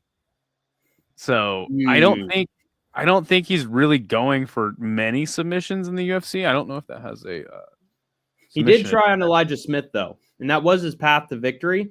I think he attempts here, but I don't know if that's part of it. But it does list Morales with a 60% takedown defense. But what's interesting too is 3.8 strikes landed per minute for Vince Morales, and only 1.5 landed per minute for Rosas Jr. But he does have a 51% defense and a 1.4 strike absorbed per minute. So he's not taking very many strikes. His defense is actually pretty decent. It is. And on the other end, you have Morales with a 4.2 strikes absorbed per minute. So his defense is not on point with the striking. So Rosas could honestly crack him and then send him down to the mat. Yeah, definitely. I always like reading off the stats. So, I mean, that Rosas is good for more, at least 2 takedowns attempted per round. And I think that's going to just eventually grind out Vince Morales. But, I mean, honestly, Raul Rosas getting the sub is what he needs, right? I mean, I don't have high hopes for Raul Rosas Jr. That's why I think Vince Morales has a chance to win this fight. But yeah, I mean, I would like to see Raul Rosas like take his time and show patience, because I think that's what he's lacking the most. Is he's just kind of he's a little too aggressive, which I know that all the fans want to see in moments. That's why I'm picking him by sub. Got it. You know, it's V for Vendetta. He's gonna go for it. Good old Vince Vendetta, Vinny V. But I trust a problem child more than I do a revolutionary. I think he's scarier than a revolutionary is. So give me him to get the sub, buy his mama a house, and say it with me, chat. 3, 2, 1. Larry says Vince also gets cut in the face easily, so he always has visible damage. Yeah, just like the Diaz bros. Also, the guy's a brawler. Recommendation to Raul Rosas Jr. Use your earnings to buy whatever you want at the grocery store you're working for, because the lights are out, nobody's there. You can take what you want. Love it. Kevin Gastelum versus Joseph Pfeiffer at 185 is the next fight, and this is the co-main, right? This is, I think, the feature. No, the feature fight. Okay. Oh yeah. So, Kelvin Gastelum, 19-9. He is 2-3 in his last 5. Plus 400 as the dog. He is 33, 5'9" versus 6'2". Joe Pfeiffer, 13-3, 4-1 in his last 5. Minus 550 is the favorite. He's 28, 6'2" versus 5'9", as I'd mentioned. He's odds makers, dude. Yeah, it's definitely very wide odds. Obviously, Gastelum losing to D-Rod by decision, got subbed by Sean Brady. Going the distance with Chris Curtis, but honestly, who doesn't? And getting a dub in that one. Jared Cannonier losing by decision, and obviously losing decision to Whitaker as well. On the other end, Pfeiffer knocking out Andre Barriault, power bar himself. Before that, got schooled by Jack Hermanson, and then subbing Abdul Razak Al Hassan, Gerald Mershard KO'd, and Amadovsky. So Gastelum is not a guy. The guy's got a hell of a chin on him. He's also honestly looking like he's looking like Kevin Holland in terms of welterweight, middleweight. Yeah, floating around. I think that he is a little undersized for middleweight, but he has trouble making 170. Agreed. So Joe Pfeiffer is obviously going to be odds are better now, minus 310 for Pfeiffer at the moment. Yeah, I mean, I just clicked on Tapology. I'm not entirely sure how they compile their odds, but yeah, this is just what I'm some of these Tapology cards. They don't give the results until like a couple days after the event's taken place, so can't trust them to be a live updater. And obviously, odds are going to be different in lots of different places, but yeah, those are definitely better odds. But yeah, Pfeiffer, after watching him get schooled by a guy like Hermanson, who's still a top guy, but I just wasn't expecting Hermanson to beat him in the striking. It was definitely surprising to see. He had Pfeiffer bewildered, honestly. So I think Kevin Gastelum can study that playbook and, you know, have a similar performance. I don't know, man. I honestly just think that Gastelum's days as a top guy are over. And I think that Pfeiffer is going to overtake him in this fight. I don't have a lot of hope for Pfeiffer, but we've seen him get knockouts. We've seen him get submission wins. He's a role model. You got to be like Joe Pfeiffer. Got to be like him. Have we even seen him win a decision? Don't. He's such a whiny bitch. Don't be like. We haven't seen him win a decision yet in the UFC. We haven't. It's very interesting. So I think, I think that his best chance to win is by knockout. I'm not sure if he doesn't get that knockout, he doesn't land that big shot. Just like in the Hermanson fight, he just didn't seem to really have a plan B. You know what I'm saying? I think Gastelum is well-rounded enough that he is. I mean, for what the odds are showing, at least on Tapology, I think he's one of the better underdogs on the card. If I'm being honest, I think going Gastelum by decision probably has even better odds. But man, I honestly, I just can't. I can't really confidently pick Gastelum. I'm gonna pick Joe Pyfer to win his first decision in the UFC. But again, I understand that this isn't Andre Barriault, this isn't Abdul Razak Al Hassan, and Mershart, though he is one of Hank the Tank's favorite fighter. I don't want to disrespect him in any way, but he does have issues with the chin and power punchers finding the chin on him early, especially in a fight. Honestly, amazing that he beat Golden Boy Shabazian. Yeah, 100%. Found a way though. So yeah, like giving him the Hermanson fight, I think was a little premature, but I think Kelvin Gastelum is a step down enough Freudian slip right there. It's going to be definitely competitive. I got Kelvin Gastelum to maybe win one round, but yeah, I'm going to pick Pyfer to get his first decision win in the UFC. But can you imagine if he actually did knock Gastelum out? That'd be crazy. That would be Stars insane. born. Stars born. Yeah, but I'm not. I'm not hasn't been already. What about you? I'm going with Pyfer by round 2 sub. I think that this is a battle of the town criers.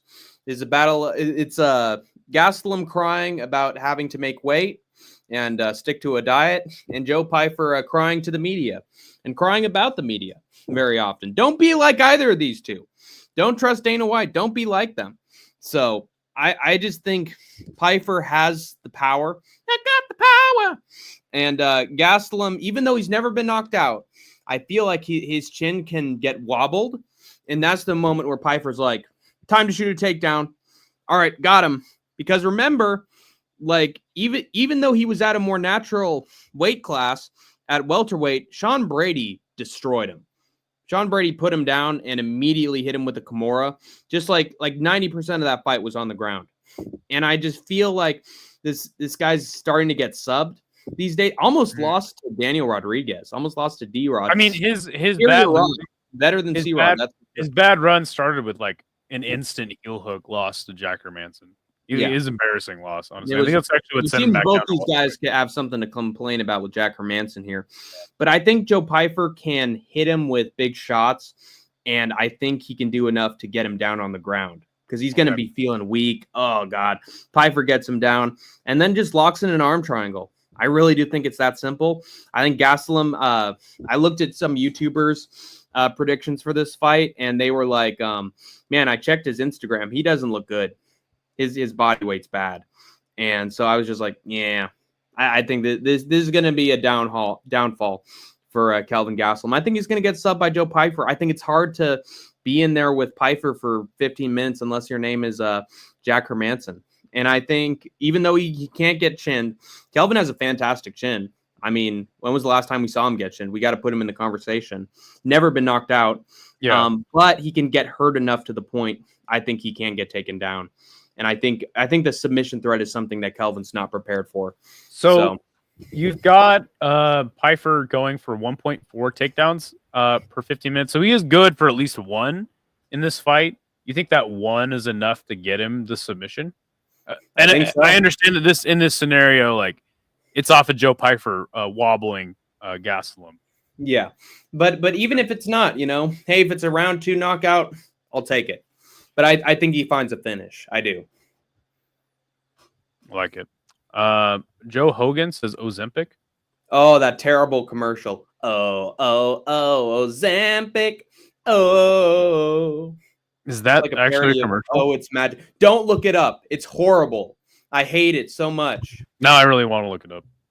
I'll do that after this. Good to see you, Joe Hogan. All right. It is the co-main event. It is Manuel Torres versus Drew Dober at lightweight.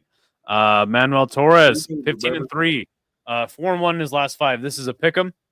He is 30. Drew Dober, 27-14, 2-3 in his last 5. God damn, he is 36. So obviously Manuel Torres, his last loss was that knockout loss to Bahamundes. And that was a fantastic fucking fight too. I think we've learned though that Bahamundes is like that dude coming up at lightweight. Drew Dober, on the other hand, got knocked out by Silva. This was obviously a doctor stoppage due to a nasty cut. Losing a decision to Moicano, knocking out Ricky Glenn, dude. Ricky Glenn is so washed. got knocked out by Frivola, and then Sad he knocked moment out right there. Bobby Green. Man, so those last couple wins for Dober not looking good. In his losses, he has had obviously fun fights. Dude's just going in there to have a brawl, and that's exactly what this is going to be. No doubt about it. Let's be honest, dude. I don't think Drew Dober has it. I don't think he has. I'm going to win this brawl in him anymore. I mean, I'm going to go Manuel Torres here. I'm going to pick him by knockout. Just a fresher guy. I'm going to say it's a round 2 knockout. I think this is going to be... Actually, you know what? I'm going to go round 3. I think that eventually Manuel Torres will just wear on him, and he's not going to win the war this time. But listen, Drew Dober, very exciting fighter, and he has a puncher's chance. I think this will be an absolute banger of a fight, man. I'm super stoked. This is the co-main event. Oh, yeah. Fireworks guaranteed. I'm going with Dober. Finally, we have a split. I'm taking Go. Dober by round 2 knockout. Manuel Torres got dropped by Chris Duncan. He got dropped by Chris Duncan in the first round. Didn't look good. And then he found a way to get the rear naked choke on him and got lucky with that El Loco. But I don't think he's going to be able to go El Loco on Drew Dober. I think if Drew Dober knocks him down and he goes for the sub, I think Dober's going to stuff it. I think he's going to stuff that takedown. Like, being on the ground has never been a problem for him. Like, I know he lost to Moicano, but come on. Who aside from Islam Makhachev doesn't get taken down by Moicano at some point? And there were even times where Drew Dober was able to get on top of Moicano and land some heavy damage. He knocked down Moicano. And against Gene Silva, say what you want, it was absolutely brutal. Gene Silva is going to be the future of the featherweight division. I'm saying it now. He's going to be a guaranteed contender, if not a champion. And Dober's chin stayed there. He lost by doctor stoppage. He took an elbow to the face. Dude, what is Manuel Torres' one knockout he's had so far? Big elbow right to the face. You can't see me. He did the little, you can't see that. There it is right there in the profile picture. But, after this fight, you're not going to see him because he's going to be gone from the UFC, baby. Oh, wow. Because Drew Dober's coming to town, brother. And he's ever since he adopted his new position at ICE, he's really turned it all around. Wow. And he's gone from the deep south to the border, brother. And he's finding his way around. He's going to be extra motivated, Drew Dober. You're the Uber Dober. I just feel like Torres could knock him down, and he's not gonna finish him. I don't think he's going to be a Matt Frivola. I don't think he's on steroids. And he hasn't found a knockout in his last 2 fights. Again, Chris Duncan found a way to tag him. Like, Chris Duncan is not the guy to knock people down. Chris Duncan's surprising us, though, lately. Yeah, well, with Gilly Goose Gang. Yeah, but what happens before that? Yeah, I mean, he knocked down Vucenic. Okay, yeah. Vucenic, he's a small guy. He got hit by Chris Duncan. It happened. With Drew Dober, what's going to happen when he hits you? He's going to follow up. And I just don't see Manuel Torres getting him out of there in the first round. I really don't. And it feels like Torres is a fighter where once the second or third round comes along, the El Loco energy starts to dissipate a little bit. And then it's Drew Dober's territory, in my opinion. I think Drew Dober is going to just get better and better as Torres gets worse and worse. And then Drew Dober is just going to find the knockout, man. I would love to see it. I would love to see Drew Dober get a win at 36 at lightweight. Drew Dober is always a very, very entertaining guy. But just to me, Ricky Glenn a year and a half ago was his last win. And then before that, it was Bobby Green 2 years ago. And Bobby Green still had a lot of gas left in the tank at that point. But yeah, man, I personally, I don't have a lot of faith in Dober. But I know this is going to be a sick fight. And awesome. I'm thinking that Dober doesn't have many, I'm going to win the war left in him. But you know what? Would love to see it happen. We got Kiwi rooting for Dober. Come on, it's Dober. Not against. Oh, geez, I'm not even going to read that. Cheers, driving home. We'll keep listening. Hey, drive home safe, Kiwi. Hey, what's up, Giuliano? Good to see you, man. He says Dober is definitely going to die. Wow. Going to get destroyed by Torres, apparently. Hey, Giuliano. I didn't know that you lived in LA, man. And next time I go down there, I'll definitely get at you. Good to see you in the chat. Thanks for joining. All right, man. So it is the main event. It's time to talk about the flyweight main event between Brandon Moreno and Steve Erceg. Brandon Moreno, 22-8, 3-2 in his last 5, minus 195 as the favorite. He's 31. It seems like he's been fighting. He's definitely way older in fight years. We've got Steve Erceg, 12-3. He is 3-2 in his last 5 on a 2-fight losing streak. Currently, plus 165 is the underdog. He is from Perth. He's 29. So obviously, Erceg on a tear. Knocks out Schnell. Looks sick. Has that very, very razor close fight with Pantoja.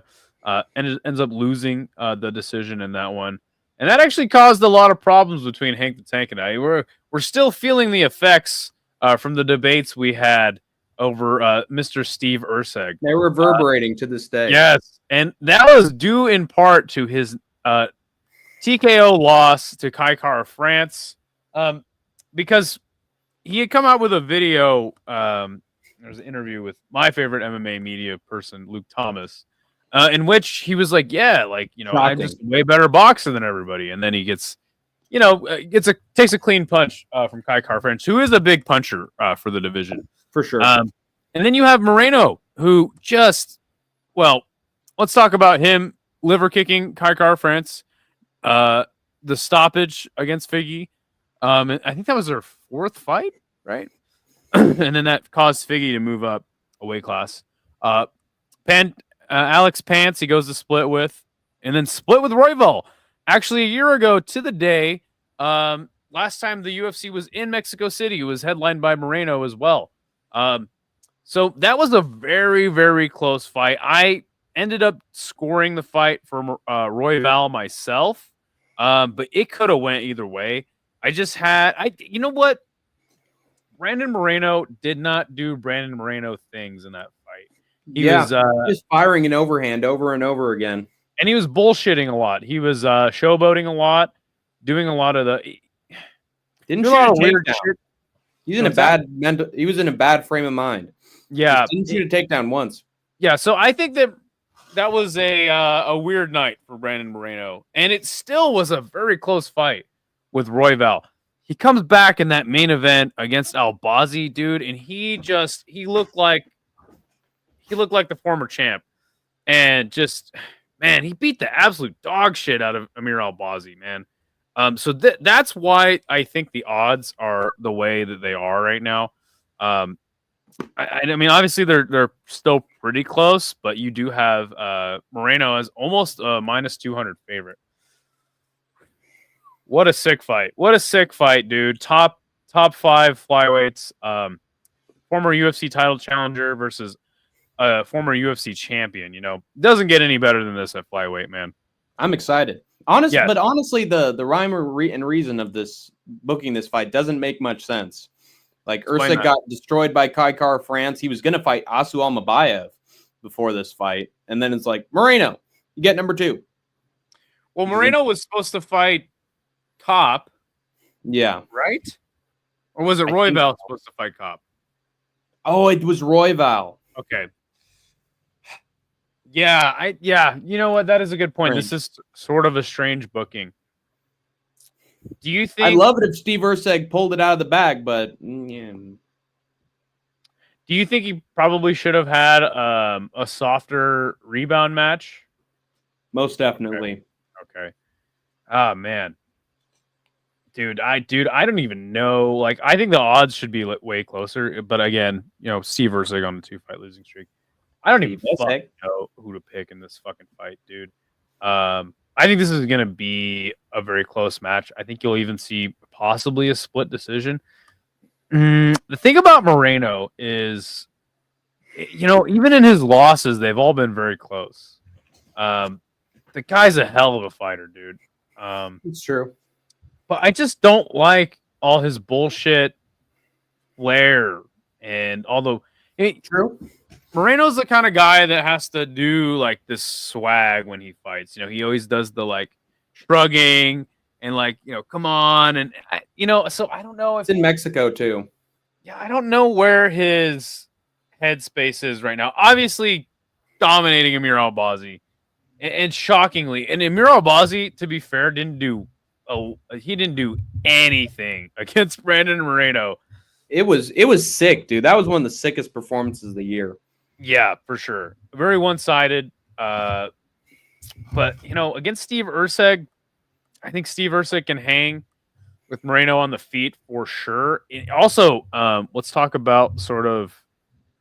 Yes. Well, ow. Okay, so it has Erceg listed as 5'8" and Moreno as 5'6". I don't think that's totally accurate, but you have those crazy monkey arms that Brandon Moreno has, 70-inch reach versus a 78-inch reach. 68. I do feel like it's the kicks of Brandon Moreno versus the punches of Steve Erceg, though. Even in that, I think that Steve Erceg having a shorter reach doesn't really mean anything. I think he uses his reach much better than Brandon Moreno is going to. I think Brandon Moreno has a lot more weapons with the elbows, the kicks, the leg kicks. I don't even know if these guys are really going to grapple that much, honestly. I think this will be mostly just be a kickboxing match. You know what, man? This might be crazy. I'm going to pick Steve Erceg to get this one done by decision. Let's go! I think that Steve Erceg. I think Steve Erceg is going to just edge this one out. And the reason that I think that is because aside from the Amir Albazi fight, Brandon Moreno, again, he knocked out Kai Kara-France with that liver kick. That was just amazing. But these 3 losses, man, you look at them, they're split decision losses against these high-level fighters like Royval and Pantoja, obviously the current champion. There's just something that Brandon Moreno is lacking to get over in these fights, and he's not doing quite enough to get the win. I think that Steve Erceg is going to be there all 5 rounds, and he has a fantastic team behind him. Again, I understand. I was definitely leaning Moreno when I heard the announcement of this fight, but after thinking about it, I think Steve Erceg gets this one done. He's going to be the more consistent guy over 5 rounds, in my opinion. And I think it's going to be close, but give me Steve Erceg to win a decision. Yeah, I'm not going that way. I'm going with Moreno. As much as I love Steve Erceg, man, I can't pick him here. I'm picking Moreno by round 3 KO. I think he just completely turned it around against Amir Albazi. Looked like one of the best Morenos we've seen. Looked like prime, like second fight. Davison Figueiredo. Dude, it was literally, as you said, it was one of the best single performances last year. 100% agree. And I think he's going to replicate that, dude. I don't think it was the elevation that got him. I think it was a lack of motivation there after he lost to Figueiredo. If you lose to Figueiredo 3 freaking times, it's easy to lose faith in yourself. And I mean, the last fight he did beat him. It was a doctor stoppage. Yeah, but I mean to Pantoja. Sorry, losing to Pantoja 3 times has got to be sort of killing your soul a little bit, killing your mentality as a fighter. And he just didn't look like himself. Also, this is new blood for Moreno. That's true. So was Amir Albazi, though. No, that's what I'm saying, though. It's like extra motivation. You got to fight Royval again. You know what I'm saying? Yeah. And he just threw overhands. He didn't try a takedown once. And just the way Erceg was getting taken down by Pantoja, if Brandon Moreno has a brain, and I know that's been nullified a little bit by his Lego set building and his, childlike manner, this is the assassin baby versus the Astro boy. This is the battle of the little kids here. No Diddy. I just think that Brandon Moreno is going to look like he did against Amir Albazi. I don't think he's just going to throw overhands. I think he's going to integrate the takedowns when he needs to. And I think over time, I think Erceg's chin got sort of checked there by Kai Kara-France. And I think that Moreno's going to look like Kai Kara-France, where it's just bam, bam, huge punch being thrown. It's going to hurt Erceg, and then he'll get back into it. Brandon Moreno takes a little bit more time to really get into the mix and really start to have knockout power. But Erceg, I feel like he's the kind of guy with that frame, like a body kick or a big hook is just going to put him out. I got a feeling. Yeah, So once Moreno gets on a roll, he is hard to stop. In my own personal opinion, Pantoja isn't the scariest striker in the world. There's a reason why Erceg was able to survive 5 rounds against him. Sure. I personally think that performance against Amir Albazi was more about what Albazi didn't do, opposed to what Brandon Moreno did. I just think that Albazi coming off of that long injury just wasn't didn't help the same guy at all. That's true. Just me personally, and again, Brandon Moreno looked amazing in that fight. That there's no taking away from that, but I just think that Albazi ain't that dude. And that was, I mean, because he deny a bunch of fights before taking the fight with Moreno. Wait, what? Didn't he deny a bunch of fights before taking that fight with Moreno? Like they're trying to get him back into the cage, and then he finally decided to take the Moreno fight, right? I think so. Yeah, there were a bunch of pullouts on this part. No Diddy. Let's check out the stats really quick because I think this is important for the main event. I think a lot of people pulled out on his fights too. Yeah, that's true. He's supposed to fight Cop. That's right. Good luck getting a fight with that guy. Strikes landed per minute, 3.9 for Moreno, 4.3 for Erceg. Striking accuracy, 43% for Moreno, 48% for Erceg. Strikes absorbed per minute, 3.5 for Moreno. I thought it would have been higher than that, and it's 4.2 for Erceg. That is quite a few to absorb per minute. It's always in the UFC, like you don't want to have one, like having below 1-to-1 landed versus absorbed is good, but you want to have like the best guys have a lot lower than that. His striking defense is 60% for Moreno and 53% for Erceg. Let's look at the takedowns though, because this is what Hank is saying is going to edge Moreno in this fight. Am I incorrect in saying that? What specifically? The takedowns. You think that Moreno is going to implement some grappling? I think they'll definitely help him. For 15 minutes, he is good for 2 takedowns, or 1.5 takedowns. Sorry, Erceg good for 1. His takedown accuracy for Moreno is 46%, 26% for Erceg. Let's be honest though, Erceg isn't a wrestler.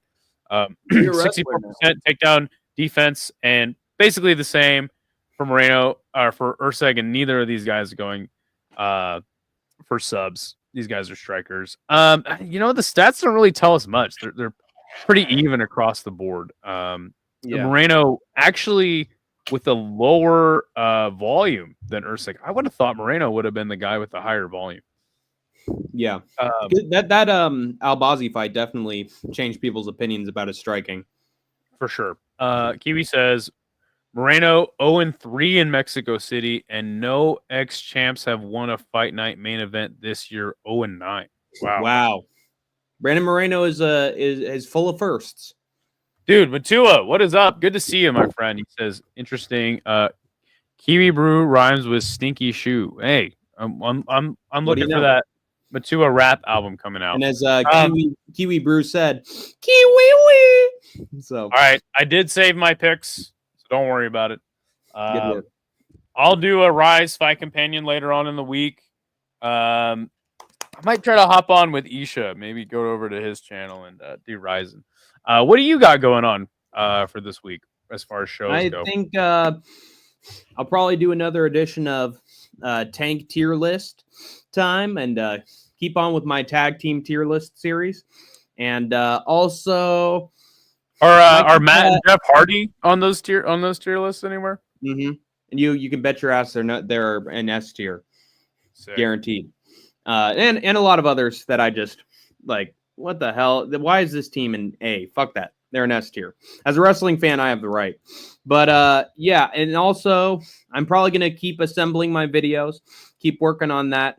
Expect a Tank tonight at some point in the middle of the week where Hank talks about all sorts of shit, plays all sorts of shit. It's just a fun time all around. I might actually consider changing the title to Topics with the Tank or Tank Topics. So that can be more like, I'm just talking about this or that, and you can go along with that. I'm considering changing it to that, but for right now, I'm keeping it with gaming and having some fun, so that the stuff that's more long can be like, okay, I had my fun before, I can, stream a bunch now.